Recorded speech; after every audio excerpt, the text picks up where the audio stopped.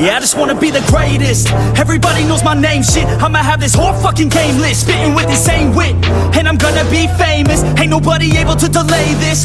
Coming up, I had a vision to make it. Never wanted to be nothing, always wanted to play shit. Sit in class, always wondering why I love this lame shit. How the hell am I different if we all know the same shit? I ain't never let them doubt me, it's about me. Keep my head down, let my mouth speak. This around me, they all about the clout, see, where the crowd be. Every time I speak loudly, they more about me. Man, you know I got a bounty on these lousy ass haters that surround me. Still they doubt me, they don't know nothing about me. Still their mouths free, I'ma change that soon. Better watch out now, see? I just wanna be the greatest. How's it going, my Saiyans? It's Phoenix Vegeta here with... the one, the only, Shadoku! And we are back with episode part 2 of Smash or Pass Pokemusu. Oh, indeed. Oh, God. By the way, cousins, if you're watching this, I love and hate you. You're both the bane of my existence and yet the thrill of everything I do. Just gotta point that out there. Yeah. Let's, They like you and they hate me for some damn reason. Alright, let's get back into... If I can get out of this, screen. Not a problem. Would you like me to talk to the audience for a minute while you do all that? Yeah, might as well. Alrighty, so where we last left off, we finished our 25th mark, which honestly was 26 because we decided if we're going to do Pikachu, we're going to do its evolution. So we left off on Raichu, and now we're going to continue on from number 27 to hopefully around 50. And if I remember correctly, I was the one that read last. So, buddy old pal, it's your turn to read it. And yes, folks, we are going to be reading these. It's how did you just say it again, Phoenix? You're paying homage to. Go ahead. The creator of the Pokemusu saw a lot of people doing videos and not reading this, so I said might as well read all of it because I want to learn about these Pokemusu, not just, oh, look, Smash or Pass. Correct. Because they put Go ahead. Because they put their heart and soul into making each and every one of them. And it is awesome to see this because, yes, it's taking homage of Monster Musume and Pokemon. Two of our favorite things smashed together. Indeed. Do not make me get the horny bat. Fuck you, I'd be horny if I want. Yeah. Horny bastard. Guilty! Alright. But I'm still respectful, don't get me wrong. See a horny fuck. Indeed. Alright, so once again, folks, we're doing 3 things to make our decisions, which we are determining their threat level, their looks, as in basically, are they young? Do they look young? Do they look old enough? Because we are not going to go and how you say it again, Phoenix? We do not go for what types? Basically, adolescence. Correct. So if they look adolescents, that's kind of a turn off. So they have to look legit. And we don't mature. And we don't want to get canceled. Correct. So threat, appearance of young or old, and basically we have to keep in mind of what we read, as in if they're even worth going after or not. Because just like the Beedrills, though they look hot, They're dangerous, and we don't want to go that far. Yeah, unlike me and the Charmeleon. You sick bastard. I don't blame you, though. I don't blame you. More power to you. And, well, you'll see on the screen, on the video, not on us, on each side will be a smash or pass. With Correct. me being on the left, Shadow being on the right. And it'll go up after both of us will say either smash or pass. It will not go up once because I am still not good at doing a counter. I have to manually go in and change it. So I'll be helping him out by keeping track, and then you guys will see the counter at the end or probably during. Yeah, during. Yeah, it'll be during each time we say smash or pass after both of us say it. All right. Sandshrew. Mouse Pokemusu. Is that rock or ground? I believe it's ground. Okay. The ground type Pokemusu. Sandshrew prefers to live in deserts and other arid places. They have a thick carapace that covers most of their bodies, and while it might seem like a constructed piece of armor, it is ill-advised to try and remove it as it is part of them and they'll attack you if you try, so Shadow, do not take it off. They are quite shy and prefer to hide, so seeing one is quite rare. They make extensive underground warrens where they create small communities. If there's a volcano around, one is likely to find villages as they love the heat it provides. That is something you don't see every day. They will rarely venture out of the burrow, only doing so to look for food and resources. They aren't hostile to humans, so it is possible to go and visit some of their villages, and they'll happily trade with humans even if they don't have much to offer in return. They love pottery and have some beautiful pieces that can fetch a high price. And for the dickweed that is driving your fucking piece of shit Honda, you're a dick. Wait, what? Yeah, somebody revved up their fucking car.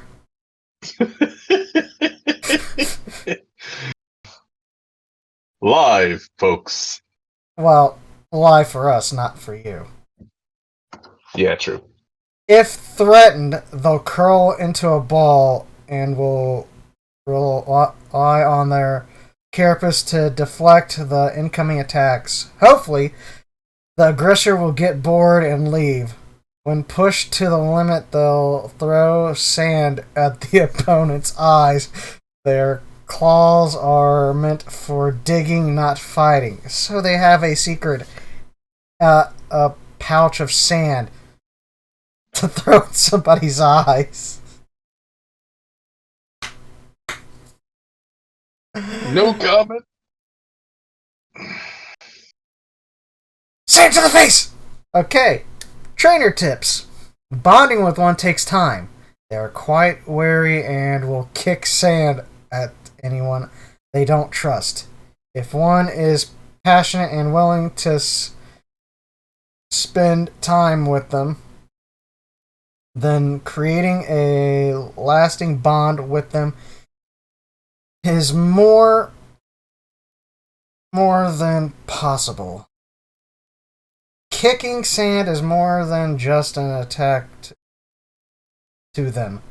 They will perform sand moves whenever they are embarrassed, pouty, that's adorable, or annoyed. Yeah, I could say somebody wouldn't. I know somebody that would annoy. Wearing goggles is recommended. Threat level low.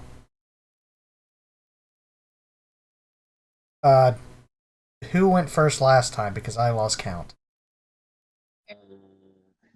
Let's just start it new for this one. Okay, you go first. So I'll go first. So this is actually, believe it or not, another tough one for me. In all honesty, like, don't get me wrong, threat level is decent. Mm-hmm. She doesn't look like an adolescent, but I don't really feel. I don't know how to say it. I guess she's just not one of my types. So this is the first time I'm gonna have to pass for this new section. Well, Shadow, we're gonna have to disagree on this one. And I'm going to smash for one of two things.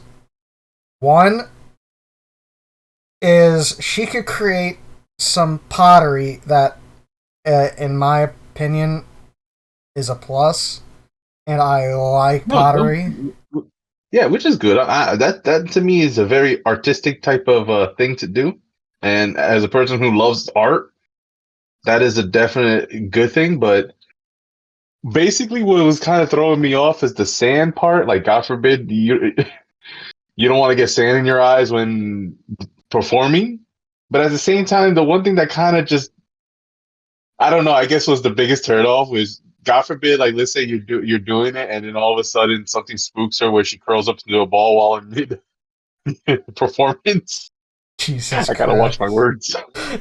I'm afraid that my junk is gonna get stuck within a tight ball, and I'm gonna be walking around with three balls.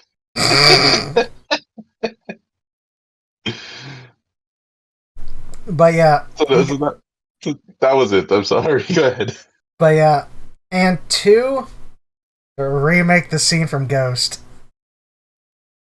The pot scene, making scene.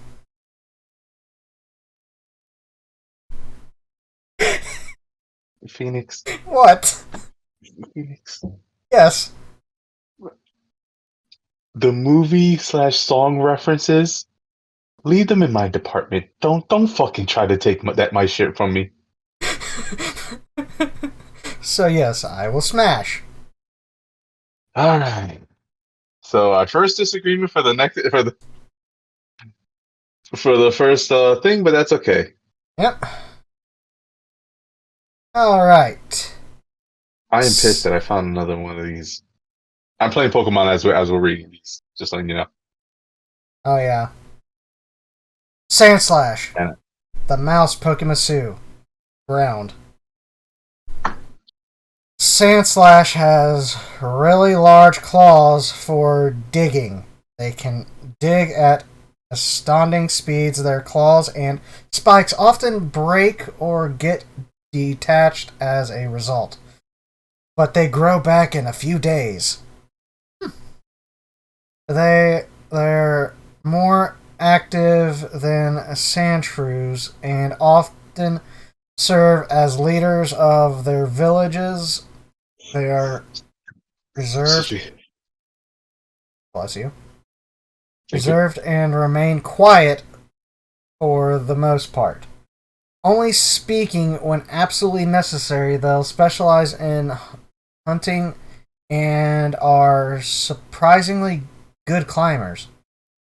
Their spikes and claws fly off of them off often and are constantly replaced. It is said that a Sandslash will take a year to shed all their spikes. These spikes are then used as decorations for necklaces. All that is cool. Indeed. Talismans and houses. They often carve messages into them as they believe a carved spike contains power. There are all sorts of charms, from good fortune to love charms.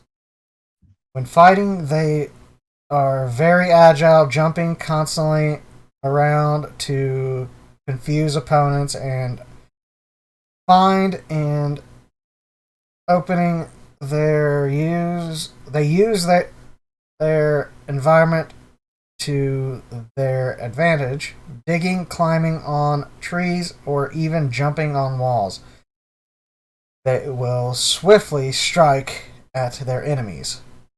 Trainer tip: there's a very special spike charm that they will only give out to their partners. Carrying a message of devotion in their largest spike will ensure a bond for all eternity. If one makes makes them laugh, they will try their best to keep their composure and stock attitude. This in itself can be quite funny as they often fall down to do so. Threat level low. Since you went first last time, I'll go first this time. Oh dear God, where do I begin? Them thighs, them hips, them breasticles, and those eyes. I'm smashing. Alrighty. Now let me see. Um, I definitely like the design. I definitely like you. She's very curvy and big in all the right places. Those eyes definitely lure you in a lot more than anything else. Um, I love the creativity. That is just, again, as an artsy person, with it's not just drawing pottery, but arts and crafts too. Especially a person who used to make a lot of arts and crafts type projects in my days and still do. I give this a definite freaking smash and shit, because she is literally amazing in more ways than one. Ready for the next one, buddy? Yep, and this time I'm reading next. Yep. Alrighty, and oh no. And I'm not saying it because it's this. I'm saying it because I know what's coming next after this version. I know. And folks, spoiler ahead. I think the answer is going to be the same for both me and Phoenix when we reach that version. Oh, definitely. Oh shit! And you're the one reading it. Motherfucker! Oh, I gotta keep it down. I don't want to be too loud. Alrighty. Anyways, ladies and gentlemen, number 29, Ninaran, female, poison type, poison pin Pokemusu. This Pokemusu lives in secluded communities deep in forests. Most Pokemusus need to interact with humans in some way since they are, for the most part, exclusive.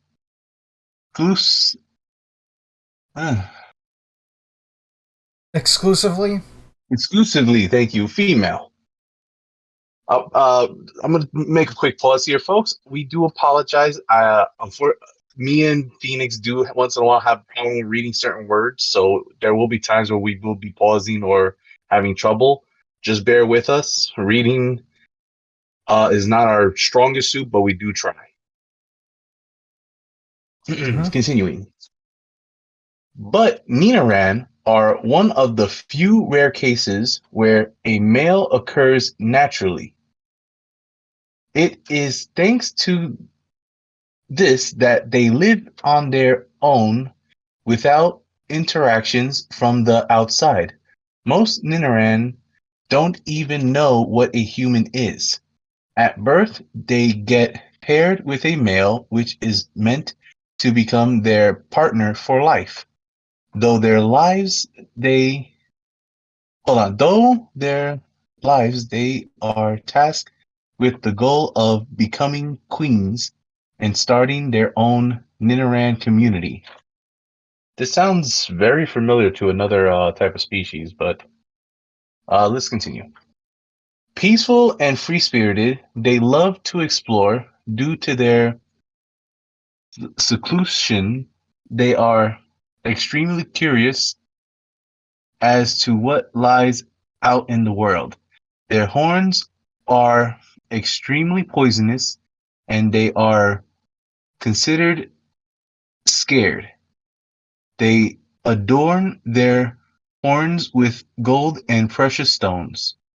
They carry small daggers dipped in poison for self-defense, despite being able to use their horns and spines to attack. They are trained from a young age at armed combat. This is in order to prepare them for the rigorous quest that lies ahead of them. Trainer tips.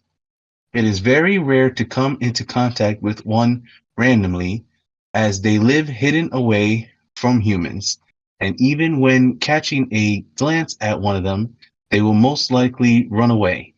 While bonding is possible, it is only occurs with individuals that de- deviate and defy their culture norms. They perform They prefer to do these things in pairs and hate being alone. Threat level low. All right, so I go first this time. So it's it will be kind of slightly rare to see them, as it says, because they Mm-hmm. kind of live in their own areas and they don't like to be alone. On top of that, they are partnered for life with their opposites. Though very cute, it unfortunately does seem a bit adolescence for me. So I'm gonna have to pass, only because it looks like a child that needs to be protected. Though they're not children, but still looks can be deceiving. So pass is on my team right here. I All right, second Phoenix. that. I'm passing because it is an adolescent, and two, it needs to be protected, even though it does not need protection. Protect the small That bean, and it looks like Airy from My Hero Academia. true. On top of that, though threat level is low, we caution does need to be taken into effect because if not careful, you do not want to accidentally prick yourself on the horn or the spikes because they are extremely poisonous. Alright, next one.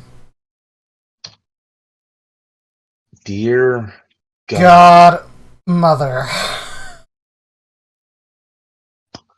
I think I already know my answer, but I'm still gonna read this. Dude, I think I filled the cup. uh, If you guys don't get Number that 30, reference, you're too Ninaran, young. Ninaran, no, Ninarina.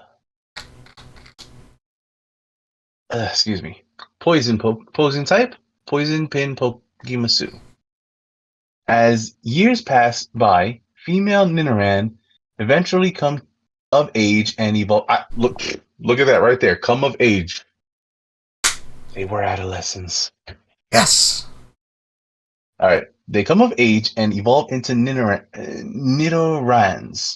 No, Need Ninarinas. Arena. Ninarina. I don't know why I keep doing that. As soon as the aging ceremony concludes, they get to pick a role in their society. They often choose supporting roles that complement their partner's abilities and strengths. Ninarinas are very calm and nurturing. They often lean towards being healers and nature mages. Very rarely one seen a Ninarina that enjoys combat. They get used to this since as younglings, they often get tasked with healing their more violent male partners. Ooh. I'm guessing we're already getting an understanding of what the males are more like. Oh yeah. They constantly train in pairs and get ready for the grand adventure to come. Once they are strong enough, they'll embark on dangerous quests. They must travel with only their male partners to the mountains, and there they must search the caves that hide a legendary rock, the Moonstone. Ooh, the Moonstone, said to come from the skies themselves. It is only by clearing this trial they become queens. Naturally, they are trained to combat, and even though they prefer a more peaceful role, they are quite capable of fending for themselves. They usually carry staffs with poisonous barbs at the top that used to be their own. Wait, does that mean that's their horns? Mm-hmm. Ah, interesting. Trainer tips. At this point, forming a bond with them is almost impossible as they already have a very strong bond with their male partners. But if one is to have a bond with them since Ninarans, they'll also evolve into damn it, Nidorina. Ninarina. Although their personalities and goals might differ, they get sad and anxious when left alone for a long time. Threat level low. Uh, your turn, Phoenix, to go first. Oh. You already heard me say mommy. I heard you say more than mommy. I know.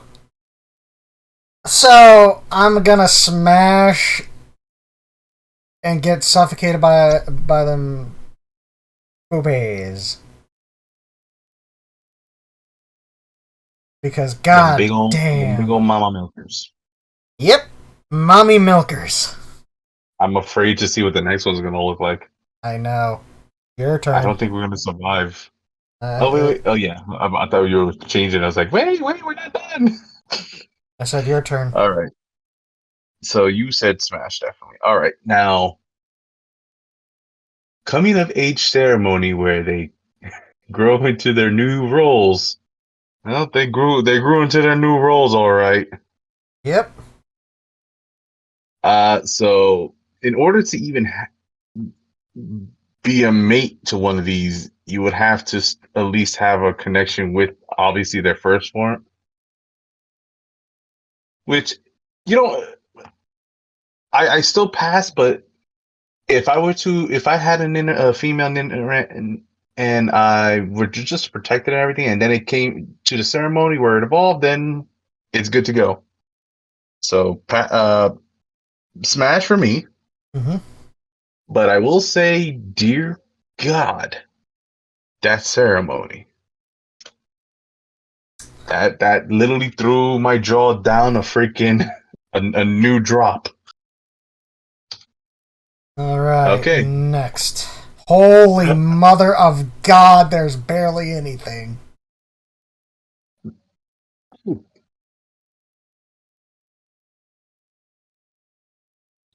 Nice. Nice. Them thighs, them tits. She's barely wearing fucking anything, dude. Dude, I'm not a masochist, but for some damn reason, I want my head to be to be squashed between those thighs. Same here. Oh God. Well, you know what they say.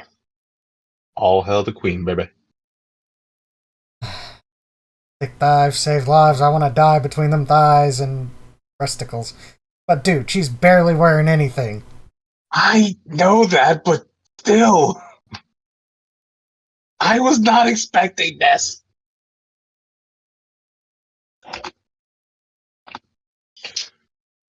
Okay, I could do this. I could do this. Number 31. Nidoqueen. Drill Pokemon. I will fucking show you proper drill. Drill Pokemusu. And I also believe the typing is poison and ground.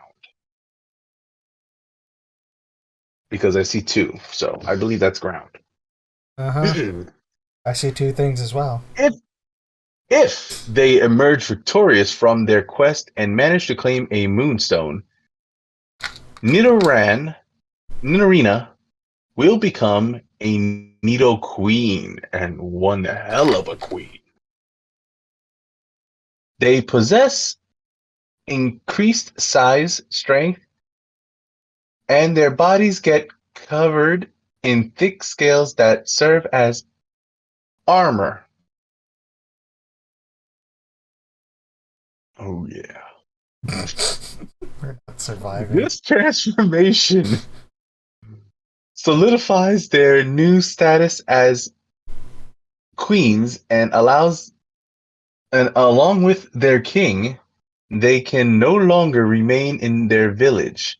They are gathered They gather friends and anyone who is willing to accompany them, I volunteer as tribute, and set out deep into the forest to create their own town and restart the cycle over.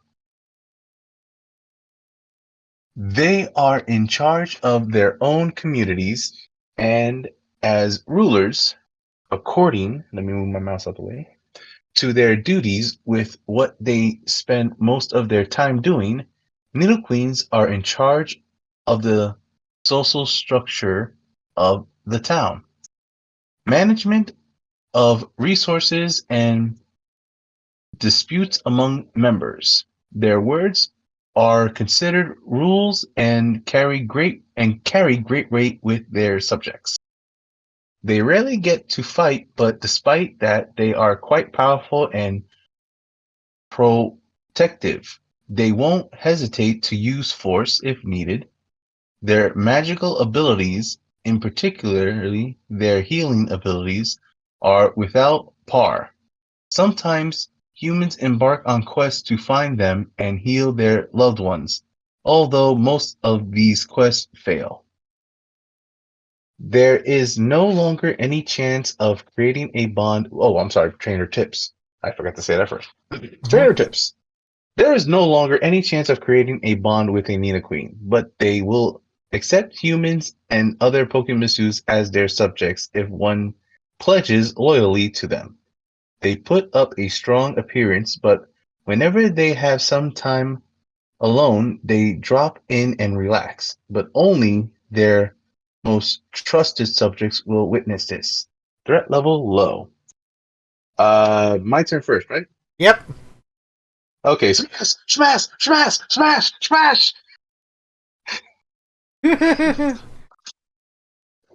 All right.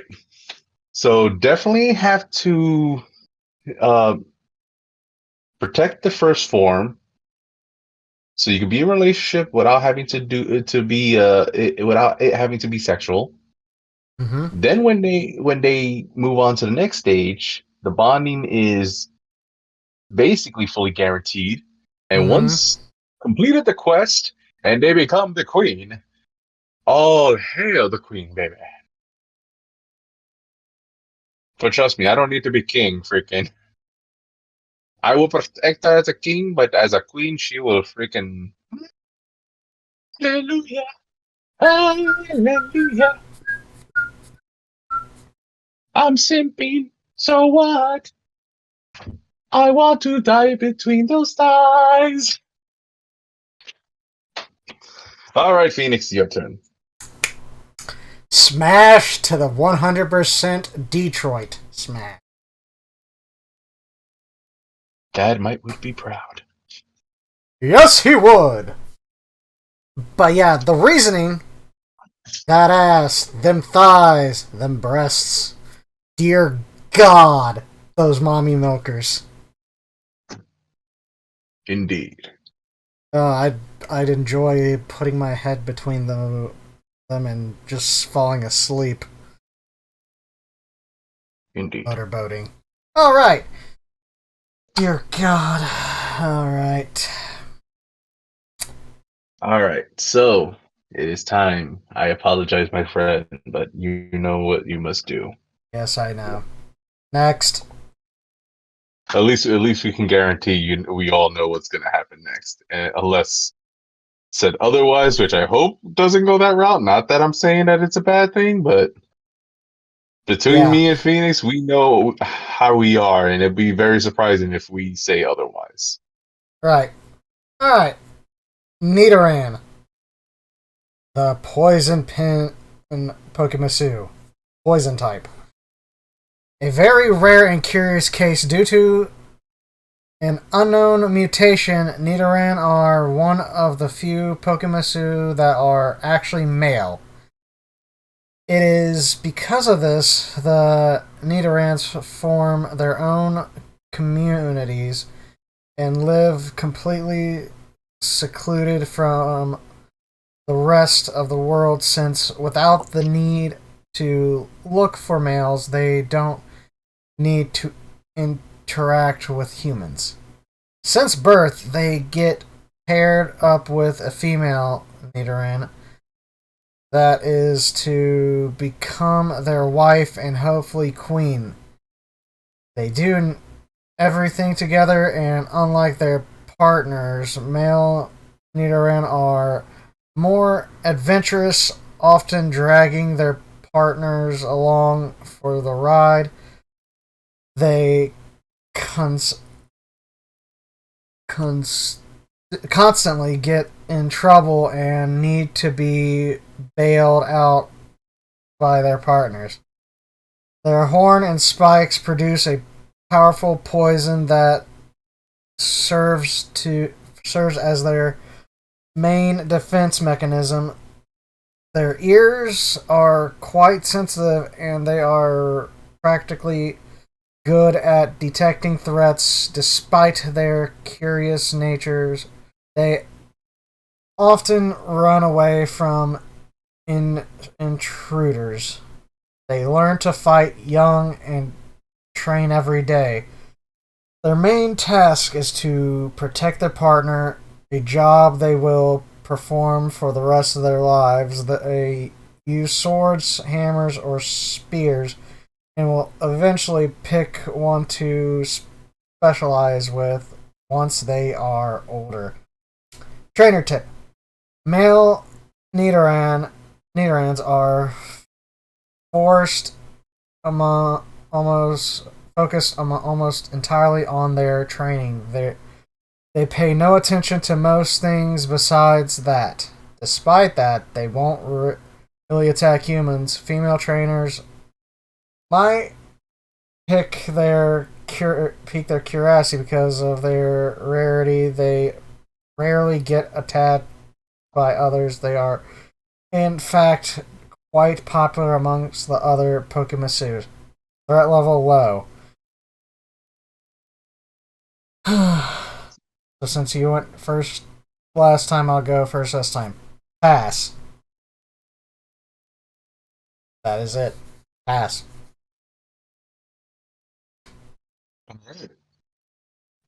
Definitely a pass for me too. Excuse me. Holy crap! I am sorry.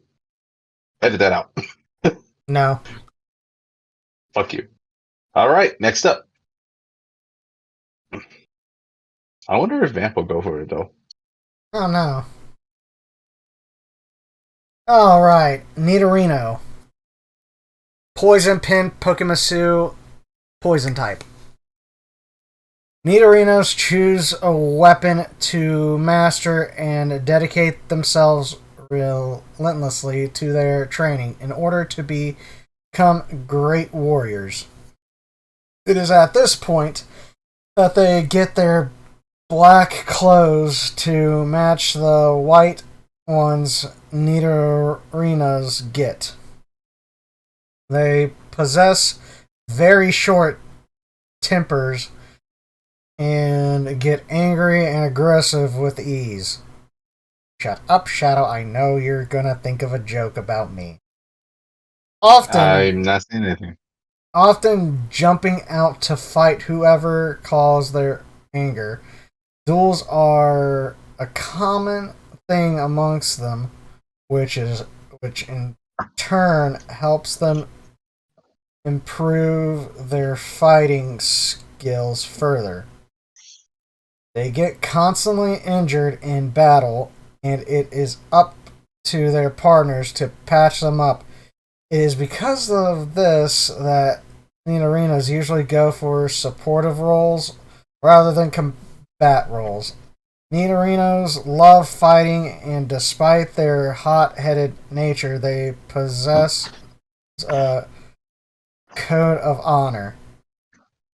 They'll often challenge new opponents and other Pokemusus to fight. What is that noise? What noise? Coming from your mic. Oh, sorry. I might have something on in the background. Sorry.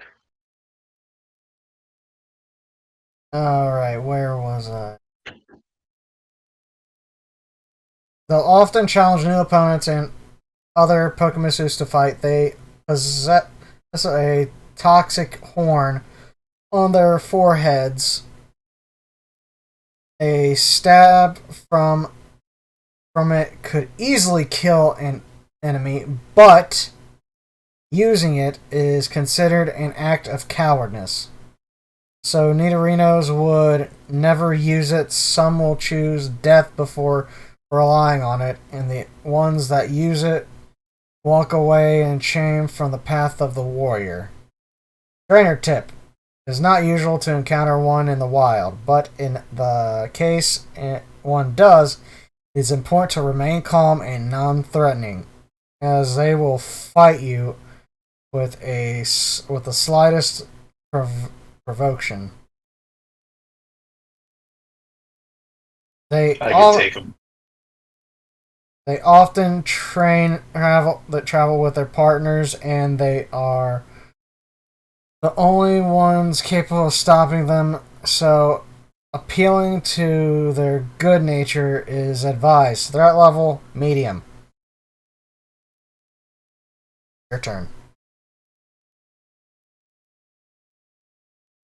Alrighty. So, I'm definitely passing. All right, your turn. I'm gonna pass, and the main reason is because I prefer the women, not the men. But if I ever encountered one, I would have a friendly spar. So yeah, pass, but have a kind of a bro bond. So that way we can both become better fighters. Can you imagine if one does kind of though get attracted to you during that process?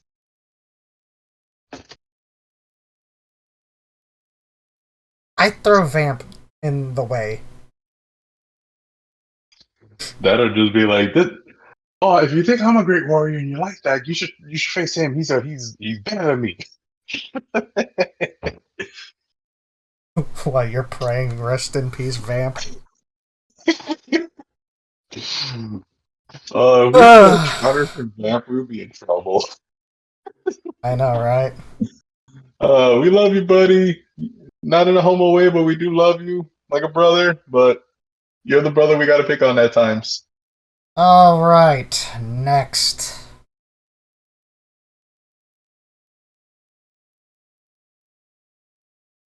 The beard. Holy crap.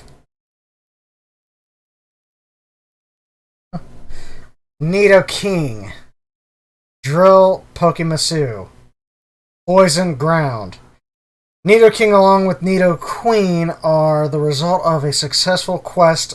Once they obtain the mythical Moonstone, they become king and queen, which will rule together over their own community. They grow in size and their scales become armor. Like, they can easily deflect a sword or arrow with them. The queen is in charge of all social management, but the king is in charge of combat and training. They excel at fighting and spend most of their time passing their skills and knowledge to the next generation in order to train a future king. Unlike their past forms, they are no longer hot-headed and angry. Instead, they are stoic and stern, although they will not hesitate to defend their honor and their community. It is unwise to provoke them or slight them in any way. They are incredible warriors who have mastered their weapon of choice, often adoring it with spines from their back, but their bulky bodies are a weapon themselves. Their tail can easily crush an armored opponent, or a siege weapon in one of their tackles can have no trouble breaching a castle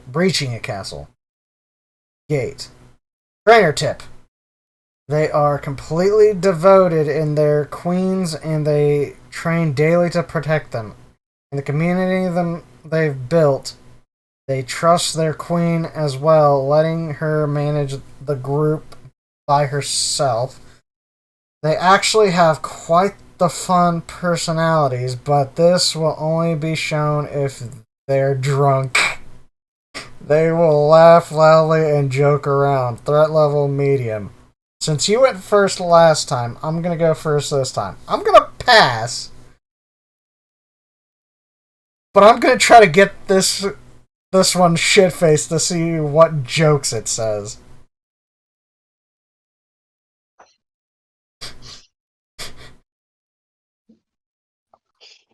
Yeah. Well, I'm still passing, like I said. Holy crap.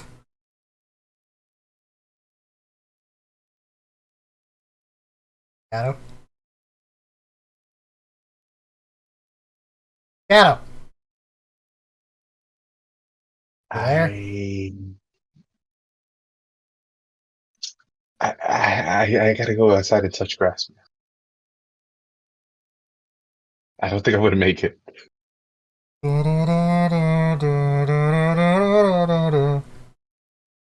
They She's look like gonna a fucking. ride that pole like she's gonna own that hole. Oh, dear Lord, dear Lord, dear Lord. Grant me the serenity to accept the things I cannot change, courage to think the things I can, and wisdom to know the difference, but damn, I wish I wasn't that wise. All these squares make a circle. All these squares make a circle. There are no squares, there's only circles. Alrighty, so, number 35. Clefairy, the fairy Pokemon. Fairy type, obviously. Pokemon. That's That Pokemon wasn't that wasn't the case when it first. Yeah, sorry. That wasn't the case when Pokemon first came out. right? It was a normal type back then. Now it's a full fairy. Alrighty, Clefairy are very rare. So rare, in fact, that most people consider them a fantasy. Shit, if they're a fantasy, I don't want to wake up. I never want to wake up. But despite that, they are quite real. They're all natural, boy. They love the color pink and wear clothes of strange, slippery material. Slippery material. Slip right in. Easy, easy to slide right off. That seems to have water repelling qualities. Easy cleanup. We're going to hell. Very few people have. I know. Very few people have encountered a Clefairy, but it is said that they possess an incredible amount of magical powers, capable of easily reducing stone to dust. Oh my god. A high wizard claims that Clefairies possess an unknown magic and are also capable of replicating any magic in the world with ease. Oh my god, Phoenix. What, 9,000? Phoenix. Phoenix. What? They could replicate any magic in the world. There's a spell that's known as Revivify. We The could keep going and going and going. fucking Energizer Bunny. Goes on and on and on and There'd on and be no on and... stopping us. Anyways, they are very selective of who gets to see them, and even with a bond, they'll hide from strangers. So trying to show them to others is pointless. That's fine by me. That's People fine. claim that People claim they are able to appear and disappear at will. Some have described it as vanishing into thin air. Could make a joke, but I'm not. Phoenix, Yeah. Houdini, the Houdini bullshit. Is this where you get it from?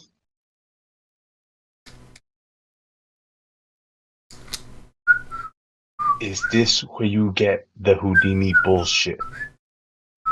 I want to know right now. I plead the fifth. I bet you do, you whore. Yeah, well, Anyways, at least if when Vamp fucks up, she'll ghost him.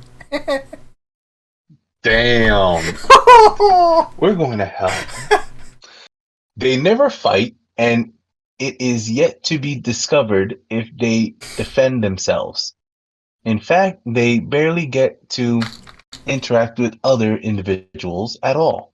And when they do, they seem to only share why they hum a strange song. Some have described this as unnerving. Interesting. They seem to observe, nor it's nor clear as to why. I think the person meant to put not clear as to why. No worries. Trainer tips. It is very rare, but cases of bonding with one of them seem to exist.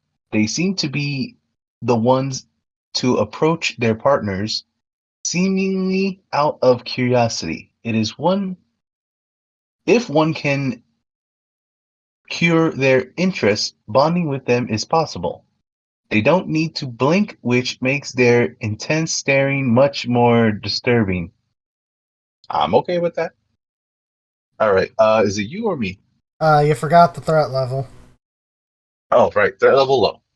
And I Before think it's me, right? it's you, but So before you you went. get, but before you go, so they go towards their partners. Am I It right? will still, yeah, yeah. So imagine If bonding is, imagine one of us nice. just jerking it, just pops up out of nowhere looking at us.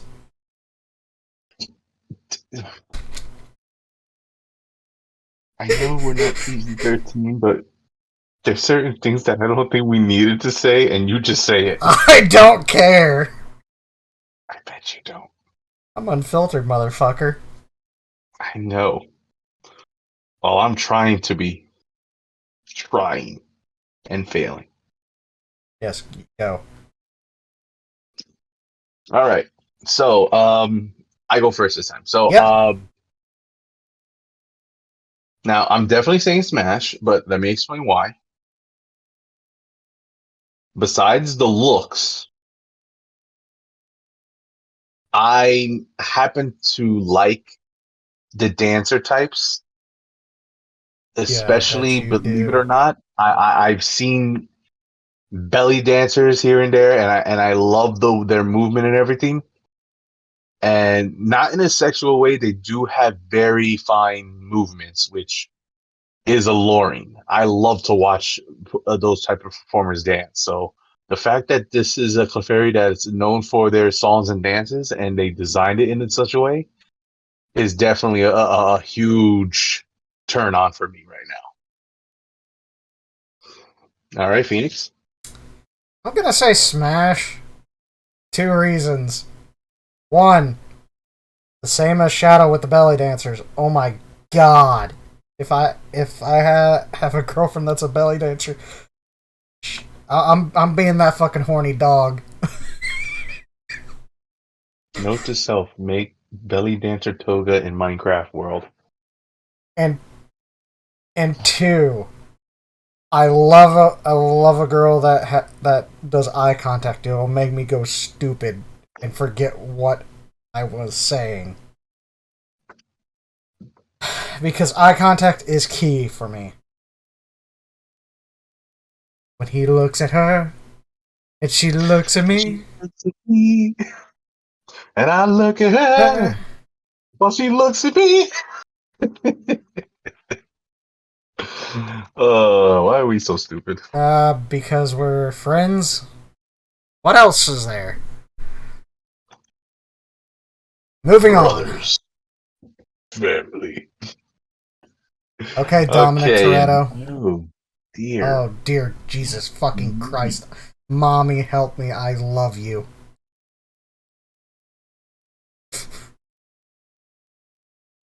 What were you doing, Shadow? Yo, I gotta behave or we're gonna have to end this video early. I know. They may have to have 7 parts. Dude, and the worst part is there's a fucking a tissue box not too far from me. There's a tissue box right next to me.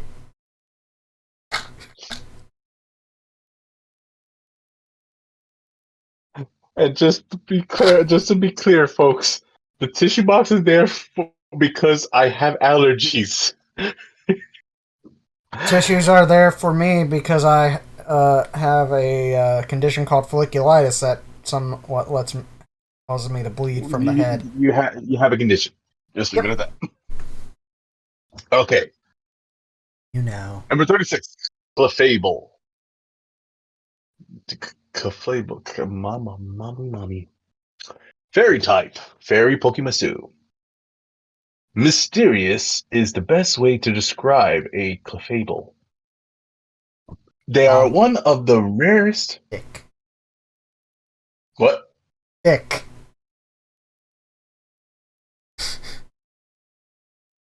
Okay. They are one of the rarest Pokemusus. Catching a glimpse at one is almost impossible. It is said that if you see a Clefable, it is because they want to be seen.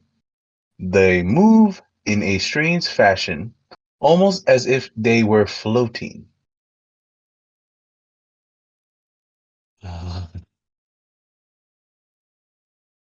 Their Milkshake drink. senses are their senses are incredibly sharp. They can detect anyone that approaches them, even if they are behind cover or concealed by magic. They are there are claims of Clefables possessing marvelous magic Marvelous. that allows marvelous magic that allows them to walk on water and even fly with just a small flap of their wings. Wait, what?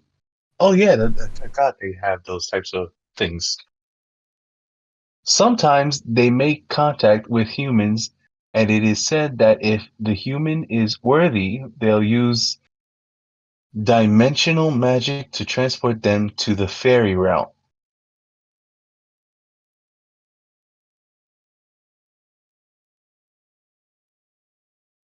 Oh my god. Can you imagine? Barely occurrence. This is like the fucking anime where the guy got who is still in the he can still always go back to the modern realm, but there was a realm that he was able to go to because of a girl, and there were nothing but females in the village. Girls Bravo. Yes. The planet. He goes to another planet inside the Earth where it's nothing but females. Girls Bravo season Either 1 way. and 2. I have it on DVD. Good, because it's been so long since I've seen it. But damn, can you imagine if you are worthy? She said, "This Clefable will bring you to a realm where there's more of her and other Clefairies."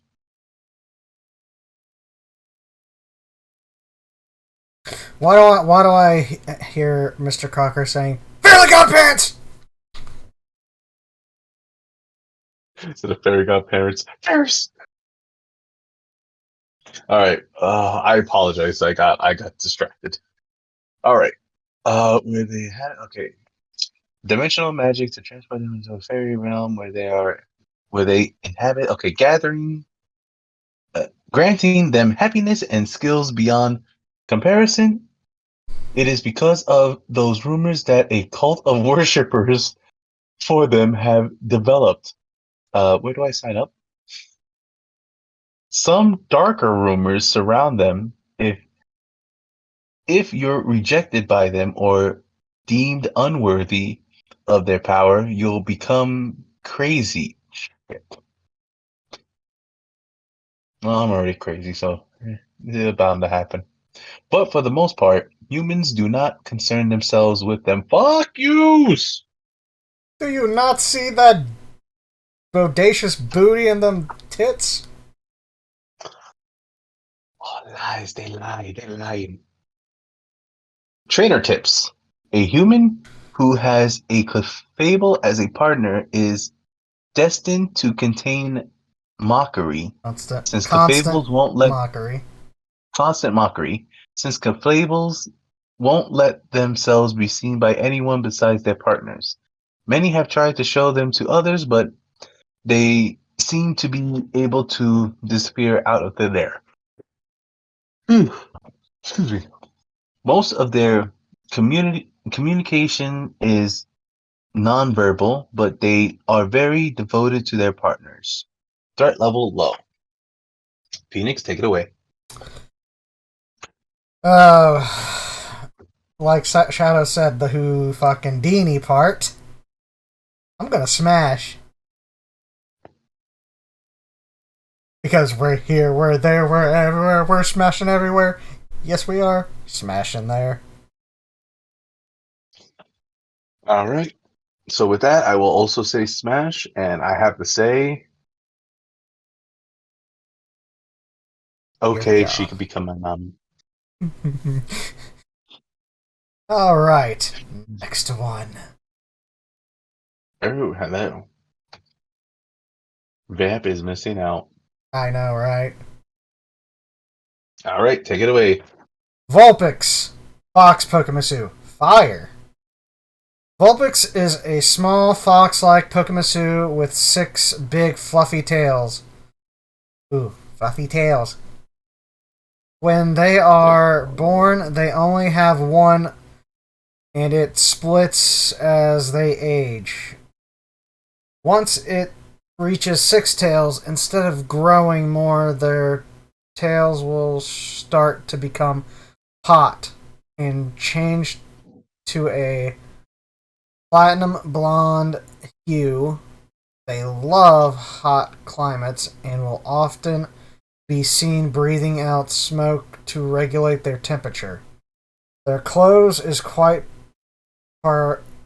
peculiar for the region and elegant, some humans have started to recreate them. They catch bells. They attach bells somewhere in their clothes or bodies as accessories. Excuse me. Are you eating? No, I have a freaking a thing here I'm working on. Uh, I have a freaking metal device and a hot glue gun. mhm. They enjoy the sound they make as they move. It's quite soothing, and they count the dings to keep themselves entertained. They are highly magical, and they possesses a rare ability. They can breathe fire that can be manipulated at will, creating artwork with it. Some have claimed that a skilled Vulpix can create a face perfectly out of fire. They use these fires to light the forest and play pranks on humans, making them believe their wisps are spirits. They grow bonds easily, and combat is not something they find amusing. They enjoy strong emotional reactions, which is why they mess with humans. Trainer tip: they are prone to manipulation and are also lazy. A combo that leads them to get humans into doing their bidding. While not recommended, the best way to bond with them is to serve them well. Even if you run their errands and follow their whims, they will still play pranks on you. Nothing brings them more joy than a well done prank. Threat level medium. Shadow, you go first.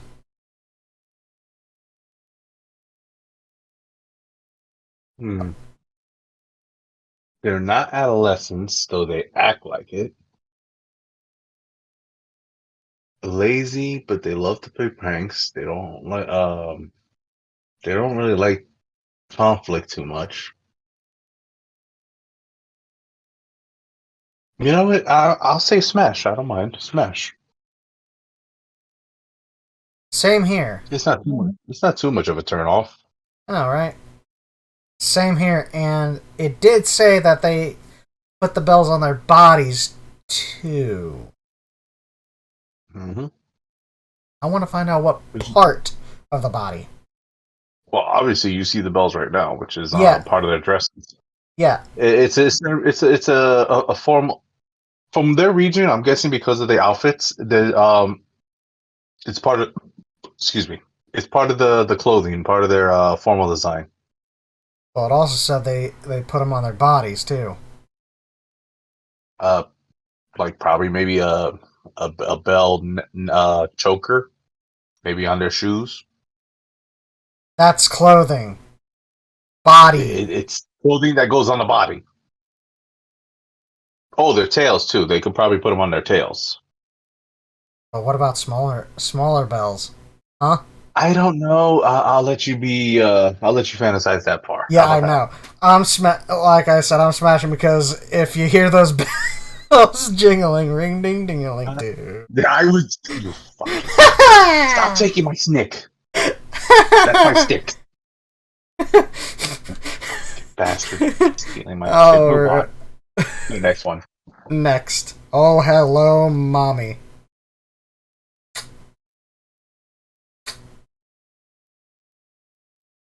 Oh.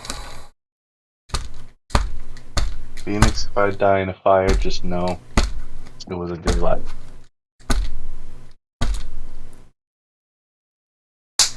Ninetales Fox Pokemusu Fire type. Dear fucking god, I may not last. Number 38. Number 38. 9 big fluffy tails spring from their back. That is the most eye-catching feature of the Ninetales. They are incredibly proud of them and usually love to parade them around others. They can live up to 1,000 years without aging. Oh my god. This is thanks to the energy within its tails. Ninetales are quite intelligent. They can easily pick up and speak any language they come across fluently. Their magical abilities are also awe-inspiring. It is said that the tails are filled to the brim with mana, granting them huge power. Their flames are but the tip of their magical abilities. Unlike Vulpix's playful nature, Ninetales are cruel and vengeful. They will lash out against anyone who disturbs them. They are very sensitive and will easily get their pride hurt. Their flames have hypnotic powers, and their gleaming red eyes allow them to control minds. That's not what else that'll make people their minds control. Ninetales are truly master manipulators, and they love to have human slaves do their bidding. There's records of extreme cases where one of them had taken over an entire village. Battles with them can be quite tricky, as they are not above dirty tricks to ensure victory. Trainer tips. They are thankfully very rare, and due to their longevity, finding a full-powered Ninetales is extremely difficult. They'll quickly try to get any human they can to serve them, using tricks and manipulation. Once someone is under the spell, their temperature will rise dramatically, and it won't go down no matter the weather or environment. Threat level high. I'll go first. The threat level is high, yes. But I'm still gonna smash. Due to the amount of... That's a foxy chick. And I want to be between those tits. Your turn, Shadow.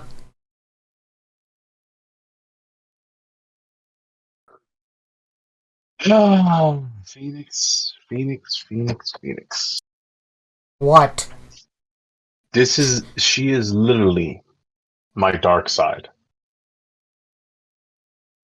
If anyone were to ever fuck up where they break one of my 3 most sacred rules, what you just read that she is capable of is exactly the same way with me when you piss me off. And it's very rare to piss me off. Yep. I'm in love. I am smashing. And we both, if anyone ever fucks with our friends, family, or the third thing, which I'm not going to say because that is still taboo, just know that me and her will fucking torture the living daylights out of people. We don't believe in murdering or killing people. We believe in torture.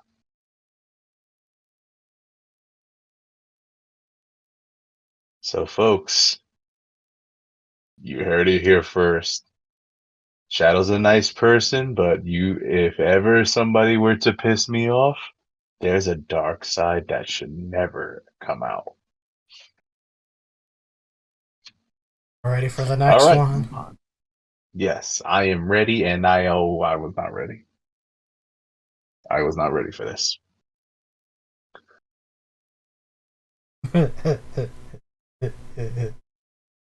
I'm not ready for this.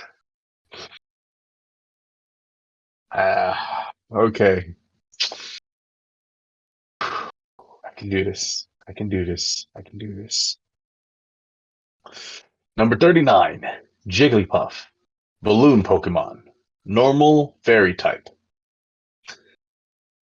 Why does she look like a nun? Or a Catholic girl? Just gonna let you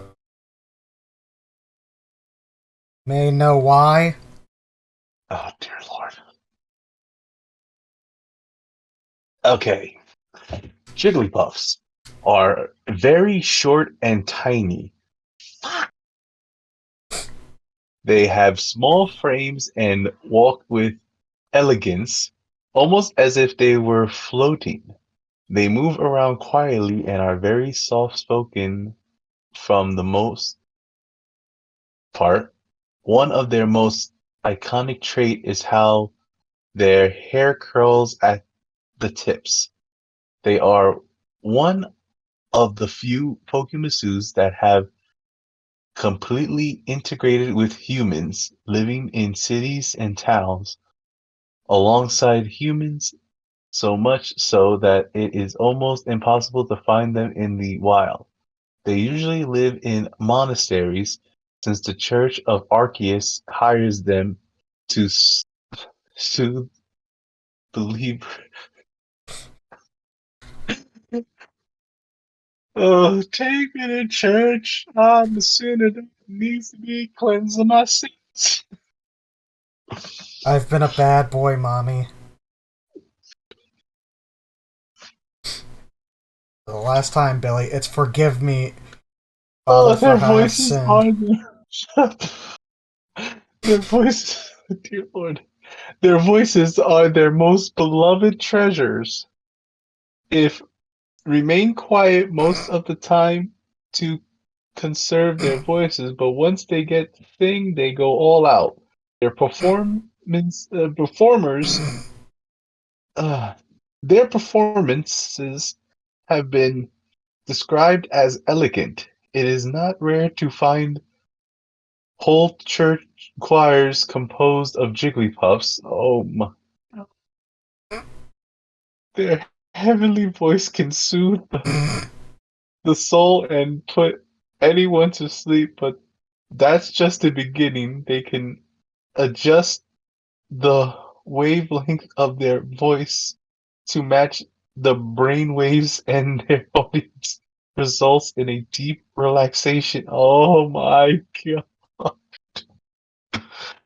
Once will always feel better. One will always feel better after hearing a Jigglypuff sing and some calm. Lame. This, oh, I'm sorry, I can't. Get it So together, man! sometimes that they can heal sickness and lift curses.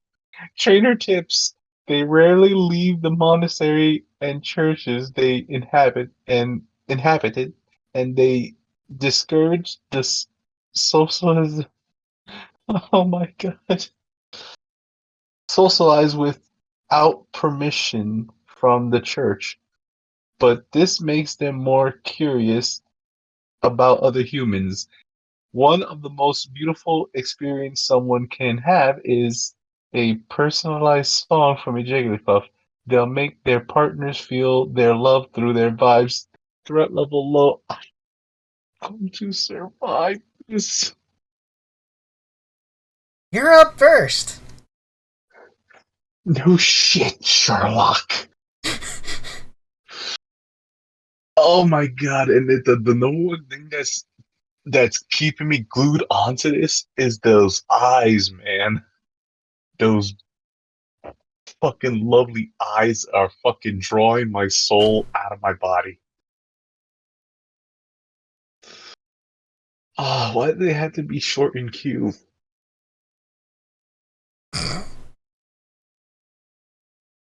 Here's another fun fact, people. I'm a fucking 6 foot something feet because I haven't measured the last time. So I know I'm fucking more than 4 inches now of 6 feet 4 inches or higher. But either way, I'm a tall dude. And believe it or not, so I know there are women that are freaking shorter than me. For some reason, I don't mind the shorter women. I made fun of Phoenix of being a shorty, but that doesn't mean that I'm attracted to him. He's just a short friend of mine. Though he's not that short. I'm gonna make that official. He's not that short. He's like five something. 5'5". Okay, fuck you. I call him short just to fuck with him. Just But one of these days. one of my first girlfriends was around 4 feet, and I loved hanging out with her. Shit, just cuddling with her, hanging out, freaking. Even when I used to let her ride on my back, it was so damn adorable. My heart was heavenly. And right now, this is reminding me of her.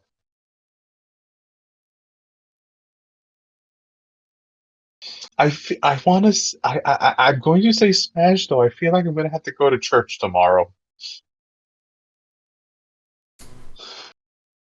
Oh, Lord, forgive me. I'm not a heavy Catholic, but fucking, I feel like I'm sinning. My Phoenix, turn. please take it away. So, when it came to the voices part, I got to thinking during the smashing. Yes, Oh I am God, going to be shut up! smashed. No, you know what? What will that Just voice sound like? What No, what will that voice sound no, like? Phoenix, don't do it. Phoenix, no.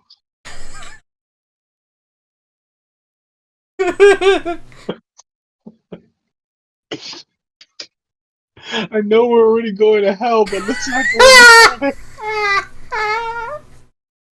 Oh no, we're gonna go all the way tonight.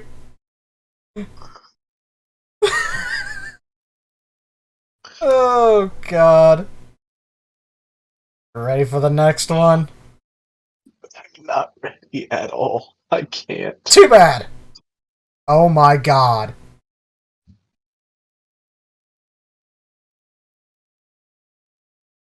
Dude.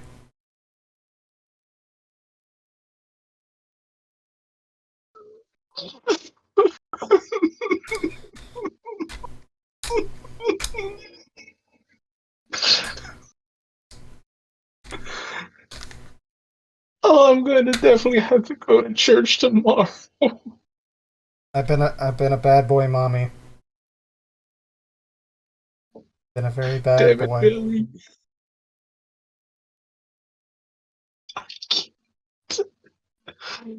Oh my god. Okay. Thank God for your Oh, cousins bribing me. this is all their fault. Fuck yous. Oh, I yes, it love you. is. Fuck It you. is their fault. They're learning a lot about us. They're learning more about me than they should. Oh, where's my drink? Let me get a quick drink. Hold on.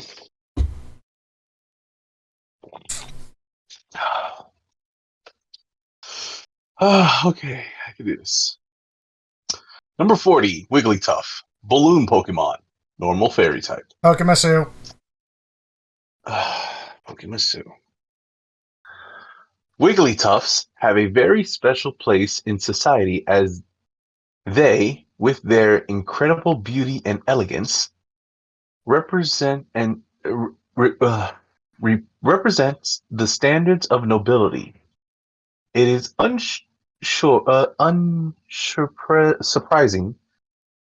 that even single noble houses, excuse me, and royal worth their gold as one of them is in their court.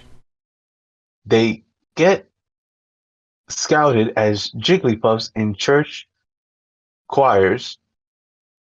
When the most skilled at singing catches someone's eye, they get taken into said family. Once they get gifted a necklace with the most precious of moonstones, an incredible, rare, and expensive material. Wait, I fucking got lost here already. Dear Lord. Okay, once they get gifted a necklace with the most precious moonstones, an incredibly rare and expensive material, and if the Jigglypuff accepts the gift, it immediately turns into a Wigglytuff. They will officially be part of said family and only sing for them. Their elegance is beyond the world, and their poise and movement matches it perfectly, creating a truly beautiful spectacular, captivating anyone who lays eyes on them.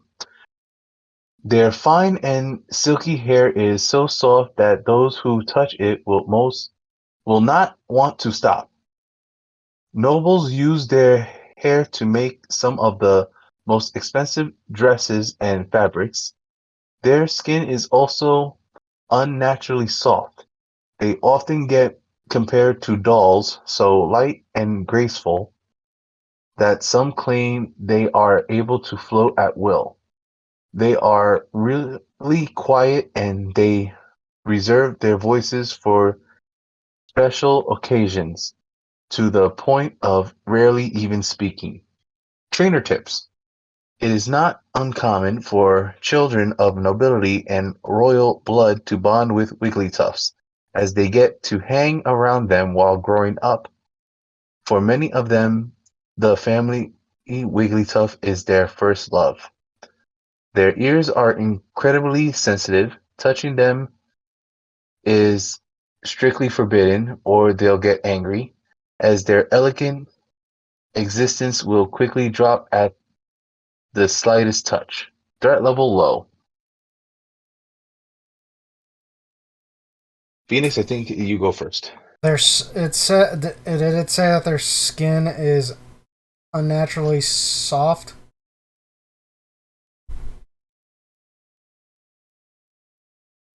I'm going to have to smash because I want to feel how soft that skin is,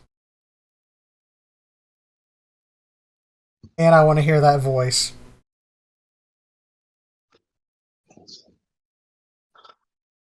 Folks, I apologize, but I can't give a full explanation. So just accept the part that I'm just going to say smash and let's move on. I can't. Are I'm you literally sure? I'm on the edge. Move on. Oh my god. I didn't have to beat Bat Girls.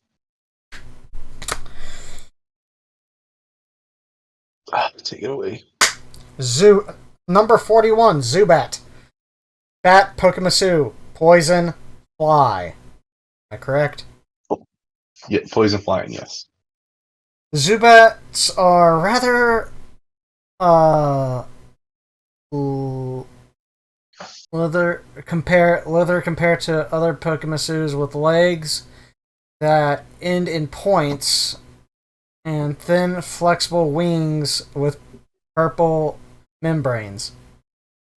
They don't have eyes, but their bangs hang low over their brows to hide this.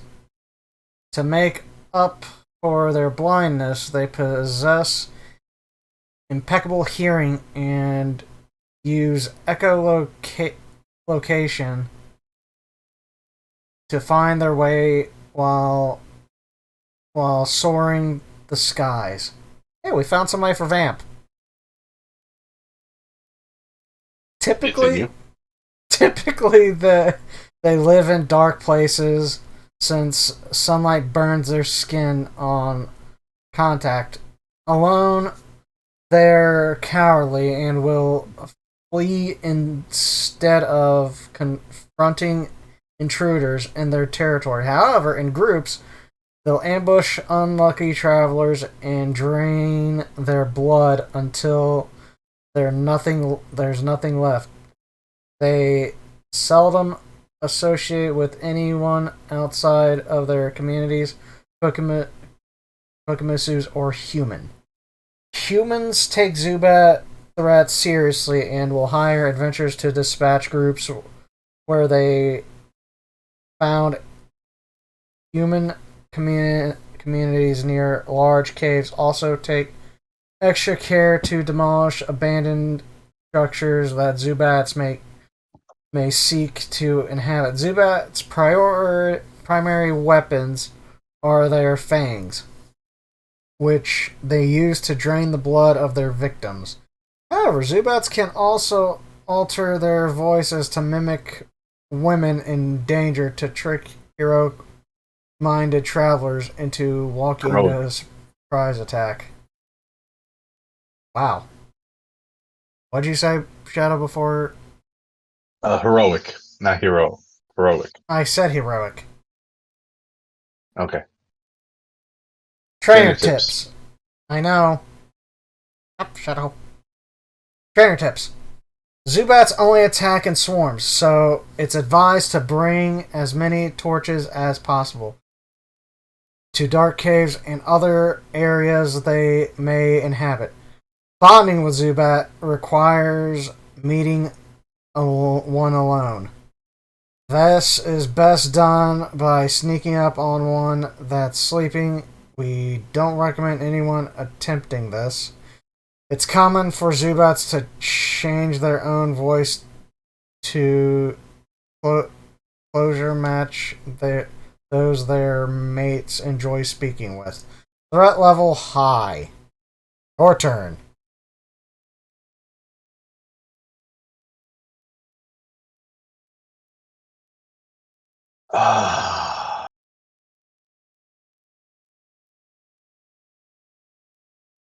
Phoenix, Yes? I'm taking one out of your book.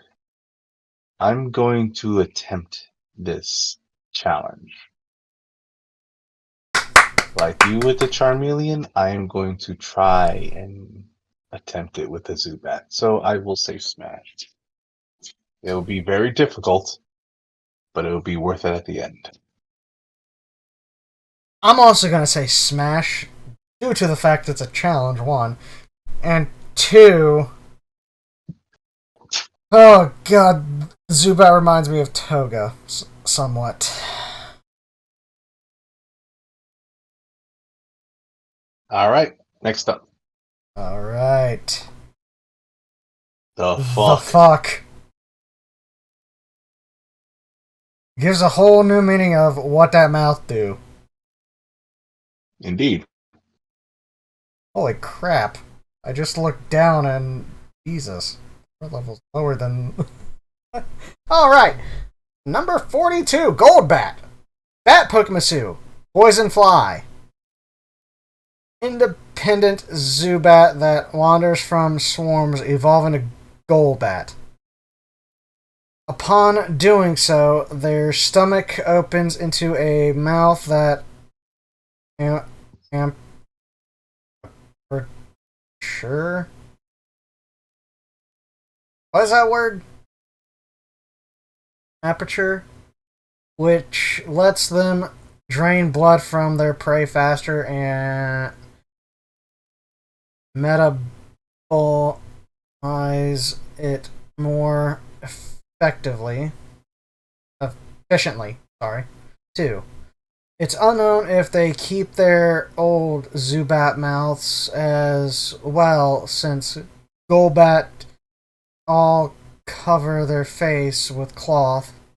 Since Golbat are so disciplined and skilled, they don't have trouble finding roles in human society. However, their primary work is as contract killers for corrupt nobles. They don't need money, but enjoy being paid in fine clothes and unsurreal ba- Bubble that catch their eyes. Due Bubles, to yeah. due to their work, most humans stay clear of Golbat, which the mutant Musus tend Masus. Musus. Masus, like Pokemusu? Yeah, I said Masus. Musus. I said Musus the second time. Tend to prefer as they only have eyes for the masters that contract them. For these humans, they are fiercely loyal. Golbat prefers to take their prey by surprise. Their primary method is by landing on the target and swallowing their head in their massive mouth. There they use their fangs to drain the prey's blood from their neck in mere minutes. Once sufficiently drained, Golbat can swallow their prey's remains easily. Trainer tip: Golbat don't attack unprovoked. That is, unless they've been contracted to take your life. So most can safely ignore any Golbat they find on their travels and stay safe. They only have eyes for their masters, and as such, only bond with them. Becoming a master is fairly simple as long as one can supply them with fair payment for their work. Skipping their payment often gets messy. Threat level, medium.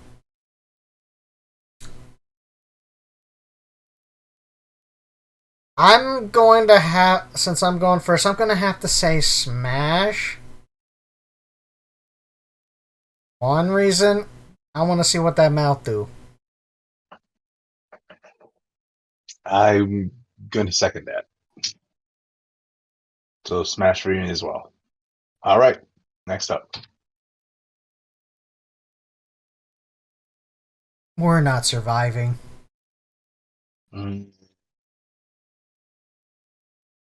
I guess if you say so. All right. Number 34, Oddish, the weed Pokemon. Okay, you're not going to say it. Good. Plant and poison Pokemon. Typing. Oddish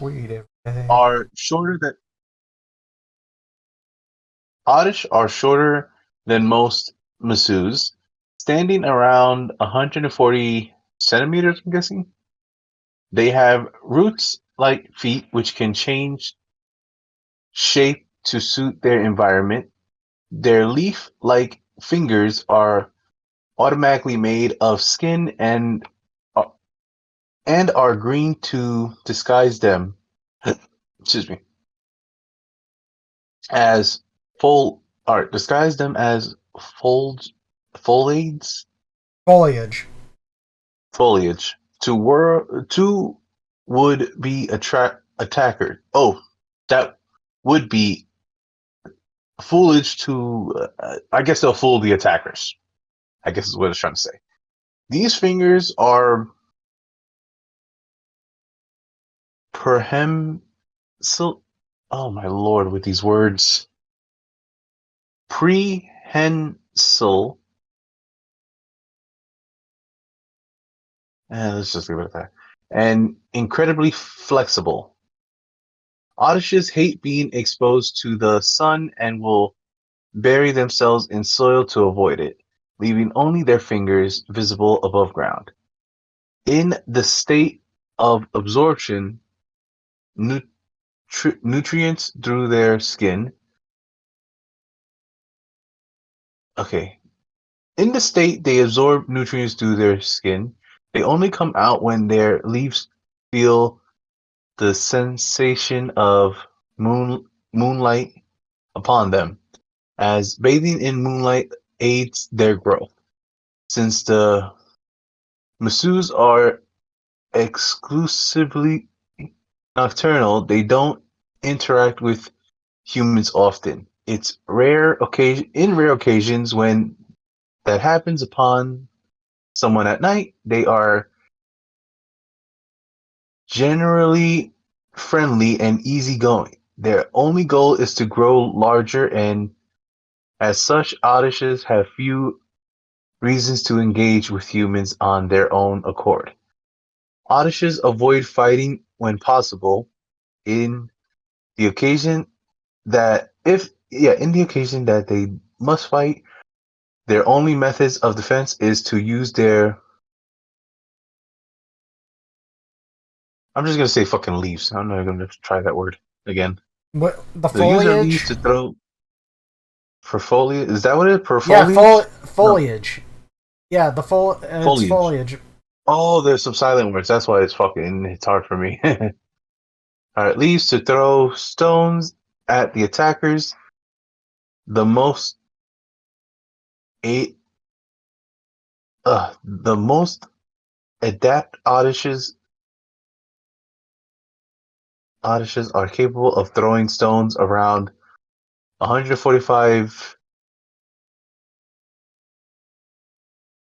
I'm guessing that's some type of weight. Kilometers per hour. Okay. Or 90 miles per hour.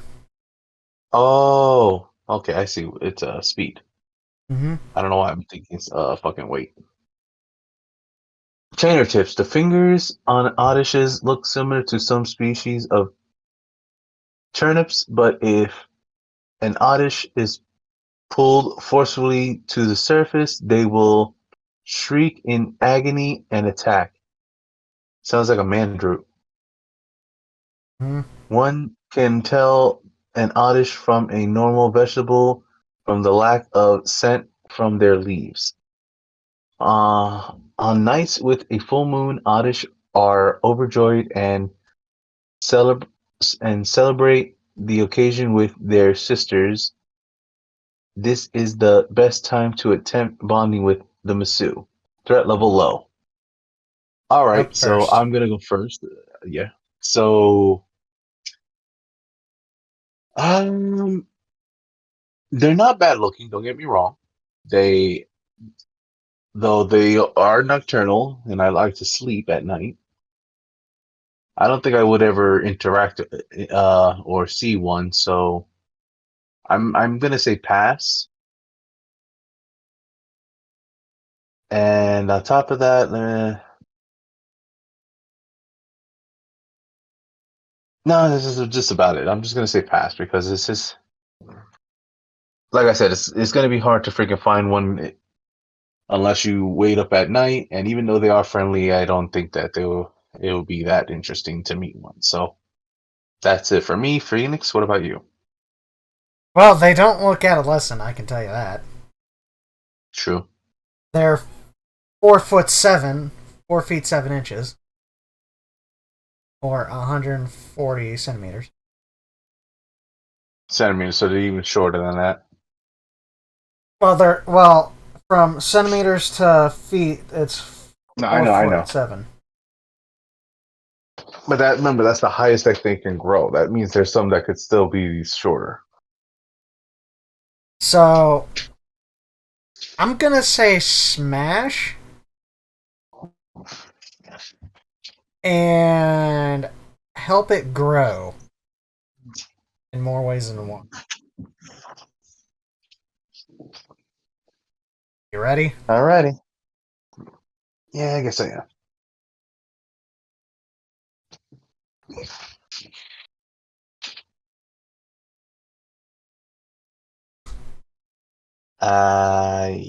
Okay. Number 44, Gloom. The weed Pokemusu. Grass poison type. Uh, Gloom are a lonesome Masu that are known for the large orange petals atop their head and similar flowers across the rest of their bodies. They constantly produce a thick nectar from their mouth that looks like drool to other creatures, but is actually nutritious and has numerous medical applications as well. Generally, a gloom will live in Solidar- solitude in a damp solidarity. solidarity in a damp location with generous sunlight, such as marsh. They require a large amount of water than most plants, like masus, to con- continually produce their nectar. Gloom are seldom seen by seldom seen by humans or other masus, not because they're rare, but due to the intense smell of the nectar the masus produces. Generally, in the wild, gloom nectar has a rotten scent that scares away anyone that may come near, but gloom are capable of producing a wide variety of aromas based on their current mood. However, without strong social bonds, glooms never produce a sweet nectar, dooming them to a cycle of misery that creates a stronger pudric stink. They are no natural enemies to gloom, as they as let me start this again. I'm sorry. There are no natural enemies to gloom, as any creatures with affiliation, no, olfactory organs stay far away from them. Because of this, the scent gloom produce is their own natural defense. Trainer tips: it's rare to see a gloom before one smells them, and due to the variety of aromas gloom produce, it's difficult to determine them from from scent alone. As such, the only time someone is likely to encounter them is by ch- chasing bad smells. Gloom initially appears cold and discreet upon meeting strangers, but after being shown a small amount of kindness, they quickly open up to others. Threat level low. You or me? I forgot. It's my turn. Okay, go ahead. I'm going to say smash due to the fact that I wonder where else that nectar will come from. It is only one spot, but okay. You never know. You never know. If you say so. For me, it And would be also. Go ahead. and two, I think she'd be very, very good at cuddling.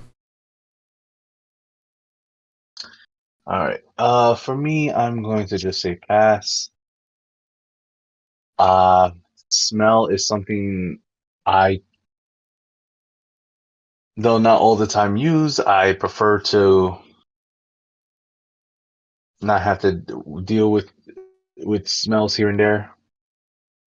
Even my own like when I work out, my own sweat tends to get to me, and I will have to shower. I don't like the scent of feeling dirty or the feel of it. So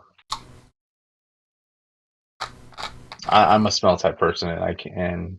No offense to them, but I won't hesitate. I would want to run into the shower if I smelled anything bad. All right, last, last evolution. Holy shit. All right, number 45, Vileplume, Flower Pokemusu, Grass Poison. Vileplume are a sinister Masu known for their massive red flower that sits atop their heads. I apologize. This blossoming is this blossom is larger than any flower on record and is so heavy. Vileplumes have to develop the strongest root structures of any plant-like Pokemusu just to walk around. They make their homes deep in swamps far away from humans or other Masus. For shelter, Vileblooms build homes by separating their corrosive spores onto trees. The pollen eats away at it from within until only the outer shell remains. While the Vileplume is living in a tree husk, it's be decorated with red flowers similar to its own. Vileblooms are notorious in humans. Okay, so social. Okay, Societies. Vileblooms are notorious in human societies for their violent tendrils. Oh fuck! Bad memories coming back to me. Not Bad tendrils, memories. tendencies. Violent tendencies. Okay. All right. Well, it's still fucking just the word alone. Fucking shit shivers down my spine. Vietnam flashback. Vietnam Dead Space flashback. Yeah, don't The fucking masseuse remind me of is that. most known for capturing and eating human. Did I read that right? Yes. Capturing and eating humans that wander into their territory. Many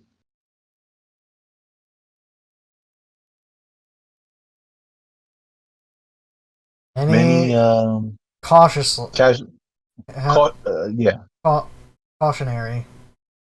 cautionary. Yes, many cautionary tales are written about the Masu, informing children to stay far away from the infamous red flowers. Despite Vileplume's great strength, they lack speed and are reliant on the toxic Reliant. sorry, Reliant. reliant on the toxic pro per, properties Property. Yep. of their pollen to capture victims. The spores collect in the air are around their lairs, making an approach nearly impossible. Additionally, the masseuse can throw thick clump, Lumps. clumps of their pollen, pollen, their they can throw thick clumps of their pollen great distances to catch unwanted visitors by surprise. Trainer tips. Vileplume pollens doesn't kill humans on contact. Instead, it paralyzes most muscles while leaving their core organs intact. This lets the masseuse extract materials from the victim, which they use to brew concoctions and potions. Since Vile Bloom's paralyzes leaves the vocal cords intact, it's possible to ask a Vile Bloom for mercy. There is no record of them ever granting this request. Threat level high. Your turn, my friend. Yeah, I'm just gonna just say right off the bat, and this all just gave me the reason why. So you're passing because you cut out there for a second. I am passing. I have many reasons why, and one of them is Dead Space Vietnam flashbacks. Yeah, if you're noticing on my channel, Dead Space remake. Yeah, it's worse than more scary than the original. Shadow got And off lucky. this motherfucker wanted me to play it at first. Yes, but it's only on Xbox Series X, I PS5, know. I'm glad I and don't have it yet. PC. Okay, now Phoenix, pass or smash for you. This is hard. She's so smashable, yet so. And there's nothing stating anything about bonding, so Okay, it's your so call. I smashed the first one. I smashed the second one. That's the second one. Out of So, curiosity. so if I made a bond with it up until now, I'm gonna risk it for the biscuit, but I have to go with Smash. I know all the risks, but damn that body.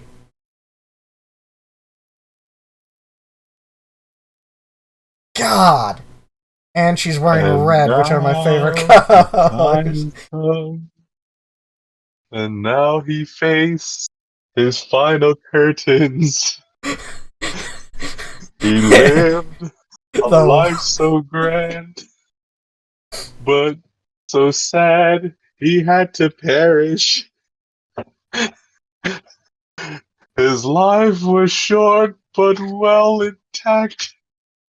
His libido grew 10 size the massives. But now, much more than this, he did it his way. Alright, you ready for the next one? Are you? You're reading now. Yeah. Oh, Holy crap, are we allowed to show this? yeah, we are because there's no naughty bits, and the main bit is covered. Now, go ahead and read while I mute and laugh. He muted himself. When he By the was way, go- just so you know, it's bug. That Yeah, lime green is bug bug. grass. Yes. Okay, I'm muting myself because I gotta run to the bathroom. Okay. Paris. Mushroom, Pokemusu, bug, grass. It's common to confuse Paris for 3 separate Masu on account of the 2 mushrooms they carry on their back from birth. Their mother will spread the spores from their mushrooms to the back of their offspring. The mushrooms don't exist without the host, and vice versa. As such, we treat them as one entity. So you're going to technically have a threesome without having others separated. Got it. Well, technically foursome. Alright. Pairs form long-lasting friendships with these mushrooms so strong that the pairs won't make decisions unless their fungi friends approve it. Because of this, they typically only live in damp, dark locations like caves or swamps, as that's the climate the mushroom prefer. It's a rare for pairs to interact with people that aren't their mushrooms. Upon investigation, why scholars found the trios have wildly different relationships from pairs to pairs. Some act like 3 individuals, but others are more similar to a hive mind in their perspective of the world. In any case, the 3 are always good friends. Paris would rather run than fight, as its stubby claws have difficulty harming aggressors, and the mushrooms have no natural defenses themselves. If a Paris cannot run away easily, it'll often try to burrow underground and make its escape that way. Trainer tips. Pairs become upset when their friends become damaged or lose pieces of themselves, but they always regenerate. Eventually, during this, the mushroom will soothe the pairs to saying, will always be with you. That is a little creepy, but also non-concerning. The mushrooms are very nutritious and may eccentric human chefs will seek out the delicacy for unusual recipes. Many cities outlaw these dishes due to the cruel nature of Paris hunting. Threat level low. Shadow, are you back? Shadow. Yes. Okay. I'm going to Um, say, since you went last time, I'm going. Yeah, I'm going this time. I'm gonna say smash. Because technically, you're gonna have a foursome. threesome. Yeah, foursome. You don't count yourself in it. Actually, you Or I do. don't think you. Oh yes, you do. Yeah, you're right. Yeah, so it's a. So you're technically having a foursome. So yeah, I'm a smash. Hmm. Your turn. Let me see. You know what? I may agree with you in this point, but I don't know. Part of me is it's like I'm saying yes, but an inner side of me is saying why?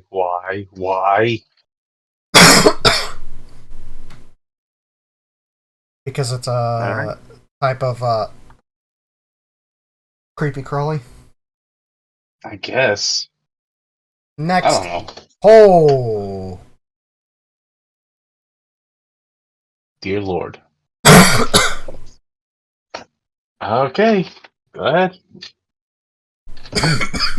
Give me a minute. I'm trying not to die.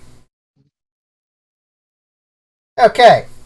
Parasect are Parasect number 47. Parasect, the mushroom Pokemusu, bug, grass.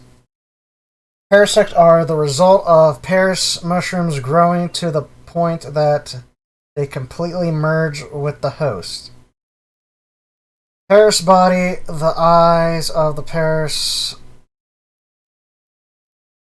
become vacant after the transformation, as the mushroom becomes a sort of hive mind for the Paris, and mushrooms will. Many assume that Parasect are dead at a glance, but they are very much alive.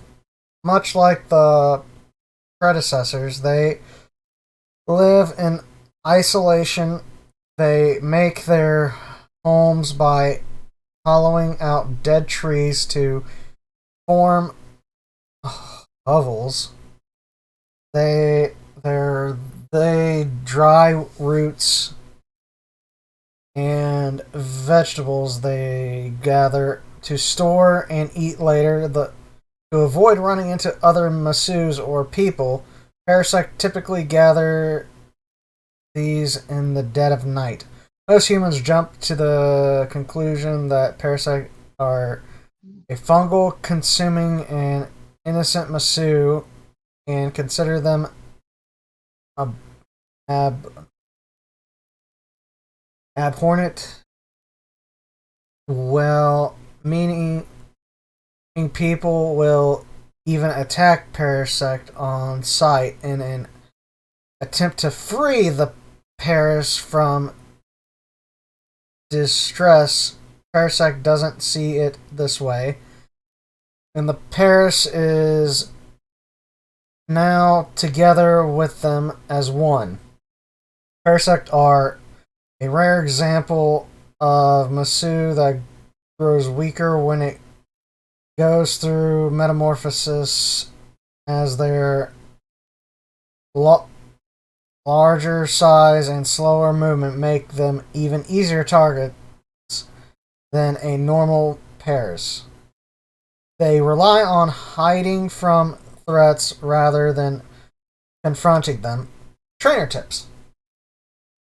Parasect are terrified of fire and will flee from it on sight. We believe this is due to the larger mushroom being more flammable than Paris.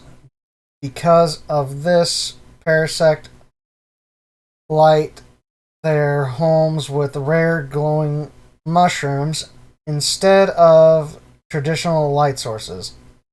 They are initially distrustful of others, but if one approaches with kindness, Parasect can be bonded with like most other Masus. Threat level low. You go first, my buddy. Alrighty, so let's see. All right, so at least the good part is that then it's I think unlike the original Parasect or what the fungus is supposed to actually be, it's not dead. It's not like a walking corpse. Right? So at least that's a plus side.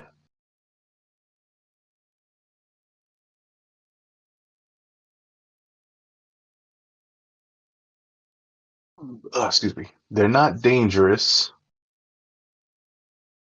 You know what? I'll say I'll give them a chance. So I'll say smash. Alright.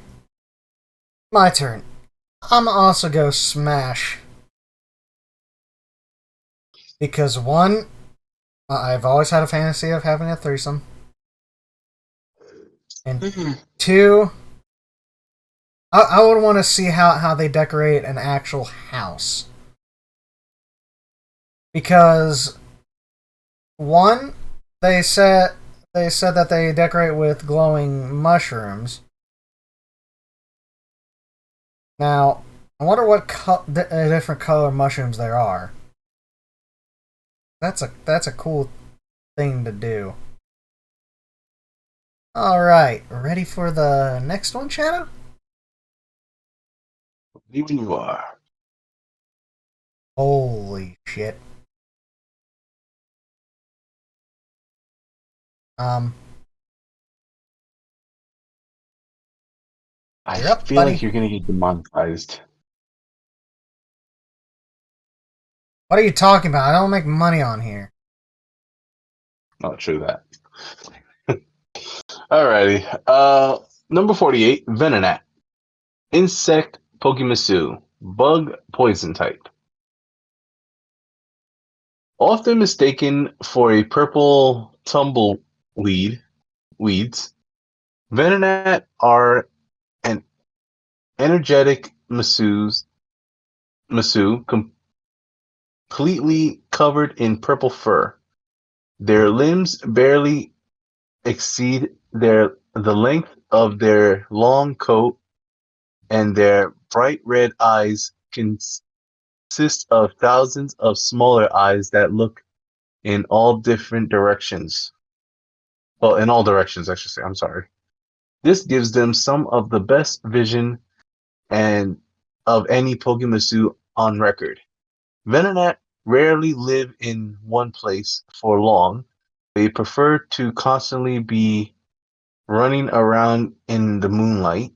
When they eventually grow tired, they'll tightly hug a tree branch and settle off to sleep. They often fall from the trees upon waking up, but their shell-like skin protects them from serious harm. Humans describe Venonat as arrogant, aggressively friendly. Okay, as they gradually chase down people they like to hug them and tell them stories about their forests. Oh, okay. I think I see. Uh, okay. Where was I again? Yeah, here we go. The only way a person can convince a Venonat to stay away from them is to try and cut their hair or dress them in clothing. They consider these practices incredibly offensive. Unknowing to Venonat, their hair structure oh their hair secretes a potent poison which gives them a strong natural deterrent from far would be attackers. Would be attackers.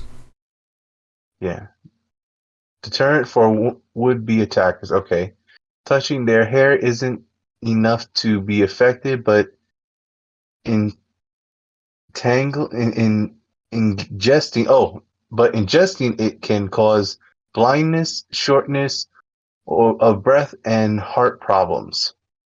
Trainer tips: due to the unusual shape of their plates, Venonats have a difficult pronouncing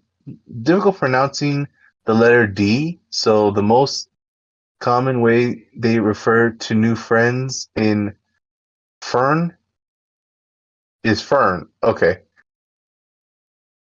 instead of friend. Fern, Fern. Binding, bonding with Venonat for several. Hold on. Bonding with a Venonat or serve Several. or several isn't difficult, but surviving the process is another story. We recommend would be bonders to apply a wax compound to their lips and other areas to ensure little in, To ensure interior. little irritation. Yeah, thank you. I had problems with that word. Threat level medium. All right. Did you go first last, or did I go first last? Uh, I Let's think look back. you went Last for. one was Parasect, so I went I went first the last time. Yeah. So now it's your turn. Okay, Shadow, help me with this. Does it look like a adolescent? Um, I'm not gonna lie. It does look like an adolescent, but I think that's only because of the eyes. This is hard. So I don't think it's an adolescence, though it does act like it, and it just has a bit of a look only because those eyes look kind of like childish eyes, but that's just normal eyes. Uh,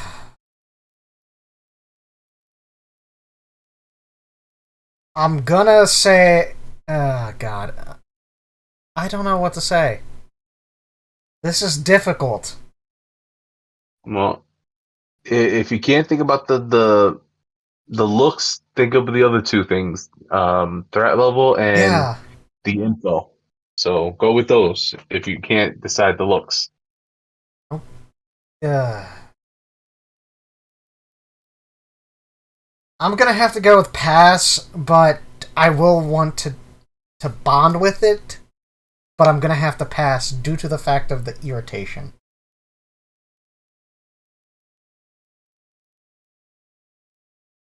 All right. So you are saying pass. Alrighty. Um,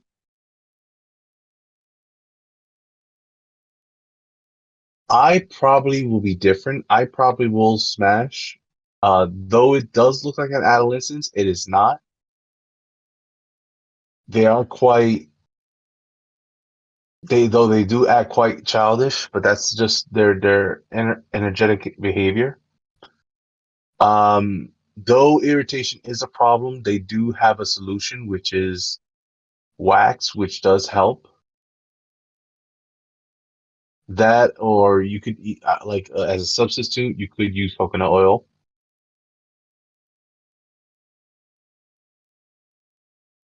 I think the slight turn on would have to be the way that they say friend. Fern. That's kind of cute in my book.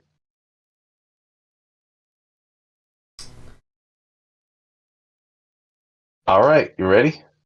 Yeah. Oh my god.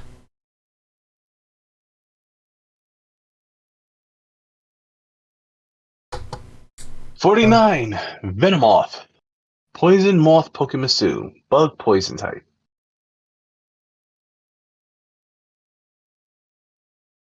Alrighty.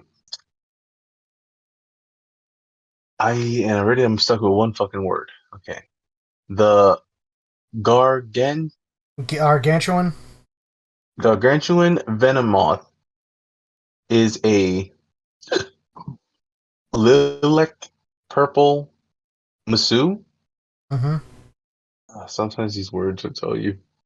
That stands nearly twice the height of an average human. Holy shit. Death by snooze. Mothra. It has Disorder. 6 segmented legs, but prefers to fly with its massive wingspan, averaging around 1.9 meters. The horns on top its head looks dangerous, but is actually too soft to be used as a weapon. Venomoth are a nocturnal Masu that prefers to live near cities that can bring light at night. During the day, they sleep in dark, shaded forest, Shaded. and shaded forest, and snack on mushrooms. But once the sun sets, they soar the skies of nearby civilizations.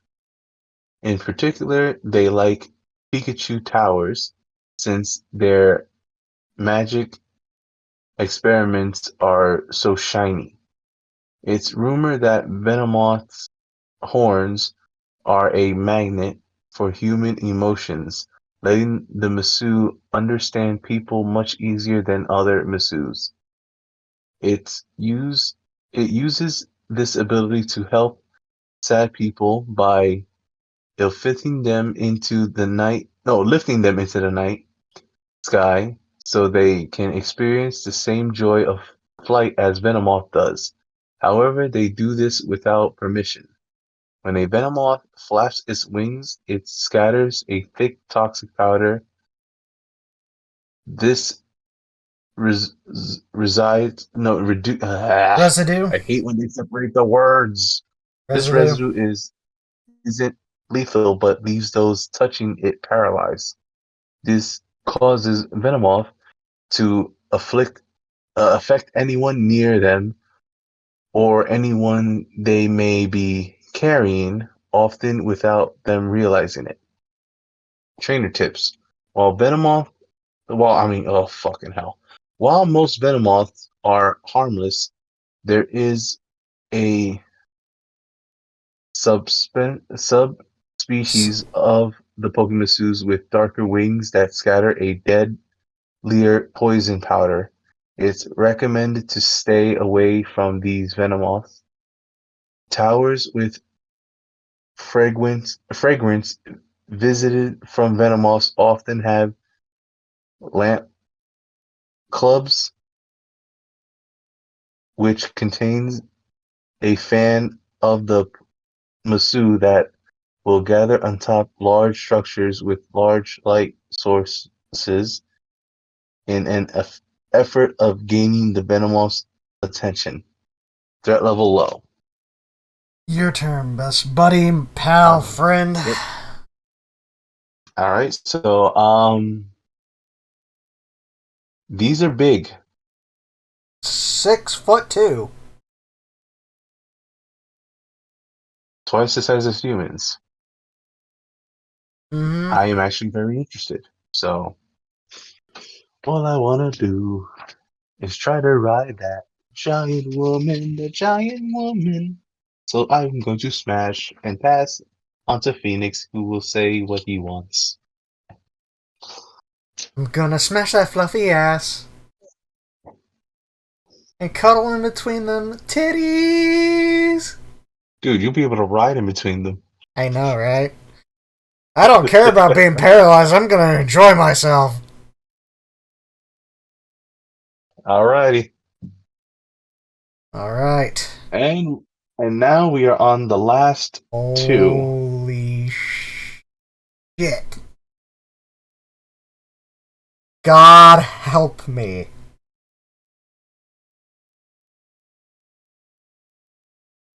I'm Oh. gonna say I need to say this before you start reading it. Uh-huh. I know that we've seen normal Diglets where we don't know if that red piece is their nose or their mouth, but it's weird that they have it like that. Number one, and number two, why they gotta have a row of fucking teeth below them? I don't think those are teeth. This that dude. If you look at it.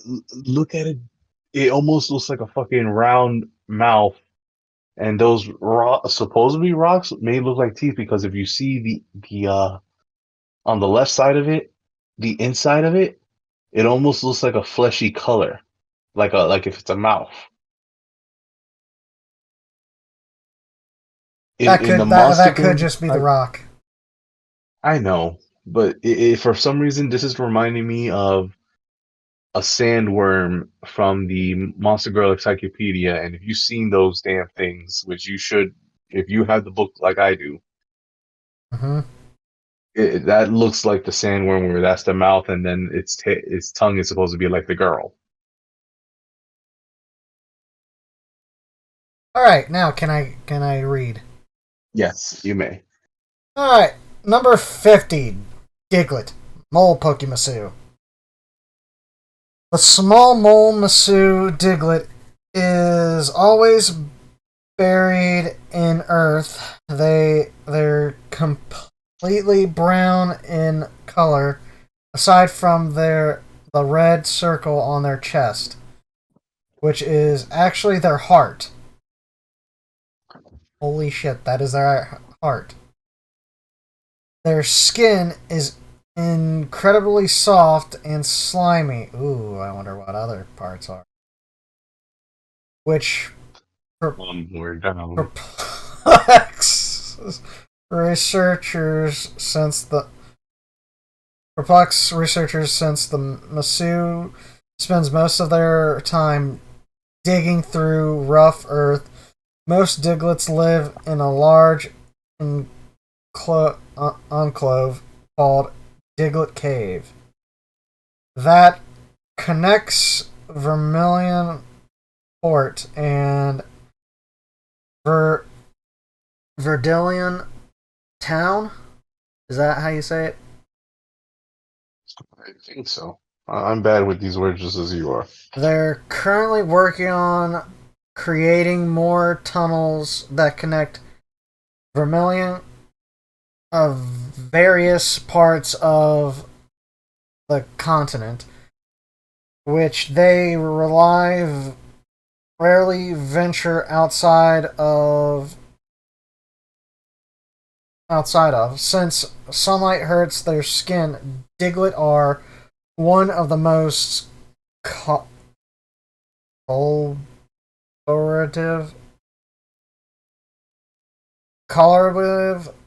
Masu in their relations with humans. They create a new trade routes that benefit neighboring human settlements. In return, humans will angrily defend their Diglett friends and also from external threats, and also reward them with jewelry that the Masu treat as a tasty snack. Like crap. In the rare occasion that a Diglett is put in danger, they'll prefer to run than fight. They do this by slipping underground where most aggressors can't follow. The rock circle surrounding a Diglett is part of them, but according to Diglett, It's only for digging, not defense. Trainer tip. Diglett enjoys pranking their friends. Often they'll dig Diglett pits, which are shallow holes that they cover with a tarp so people will fall into them.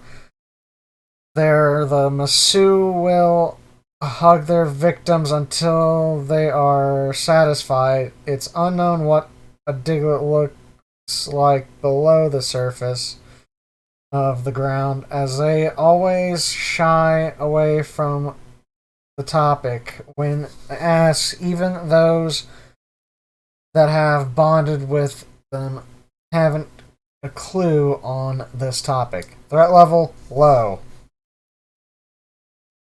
Okay. Since it's my turn,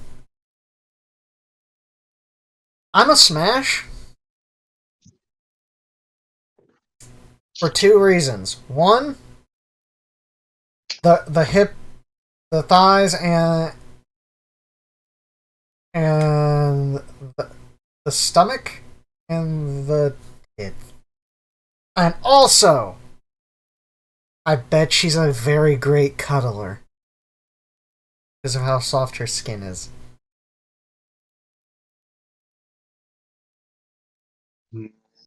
I don't know. You know,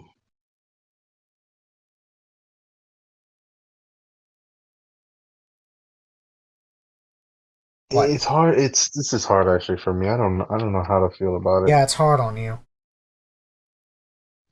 Fuck you. No, thanks. You're not my Not what type. I meant. I think. Yeah, I think I'm gonna pass for this one. I feel more compelled to protect it than to just sexualize it. So It's not an adolescence, just to let you I know. know, but I know. Ready for the last one? Yep. Alright, the last Pokemusu. Jesus Christ on a cross and holy hell, I need church after this. Okay, the last one for this episode. Oh my god. Number 51, Doug Trio, Mole Pokemusu. Often mistaken for three Diglett in a group, Doug Trio are actually one combined entity. The key difference to note is the ring of rocks surrounding them.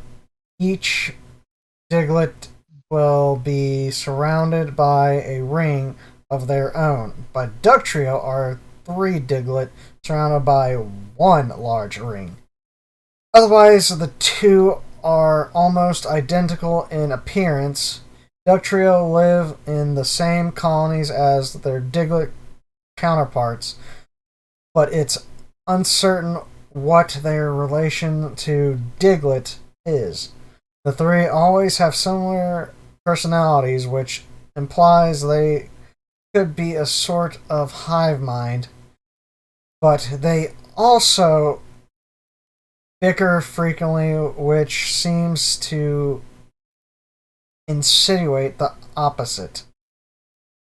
Socially, Duck Trio aren't much different from Diglett. The two Masu will treat each other practically interchangeably, and humans often don't notice the difference between the two at all. That's until humans try to bond with the only one of the three in a Duck Trio group, which always results in a fight. Oh my god. The digging skill and speed of Duck Trio is much greater than lone Diglett's. Their increased prowess even allows them to create tremors in the earth. Thankfully, these earthquakes are rarely strong enough to cause structural damage to buildings, though they can cause cave-ins for tunnels. Trainer tips. Unlike the Masu Paris, there are seldom disagreements between the three on bonding partners. If someone is able to please one of the Doug trio, they'll almost always be agreeable to the other two. When they aren't digging in their tunnels, Doug trio will often hold comedy trio competitions among themselves. One of the most popular Doug trio at this is a group called Doink, Glomp, and Boundy. Betty or Beauty. Threat level low. Go first, buddy. I think I'm gonna pass this too because it's just like a Ditto, except there's three of them. Even though they're all one entity, it's still a no for me. I'm a smash. Only a horn dog. I do not fucking care. That's a foursome. Yes and no. That is technically a foursome because they have they bicker But amongst remember, themselves. they count as one entity. Let Yeah, a man dream. No, go ahead. I'm not. I understand. But I have to also state the fact. All right. This has come to the end of part 2. And it's funny how you have more smashes than I do right now. I know, right? That goes to show that this is even more than what we realize. I know. Maybe it might change. Who knows? We shall see. Yep. So, if you Saiyans like this video, please like, favorite, subscribe, hit that button to be notified on all my videos. I'm Phoenix Vegeta. And I am Shadoku. And we'll catch you Saiyans in the next video. Peace. Peace.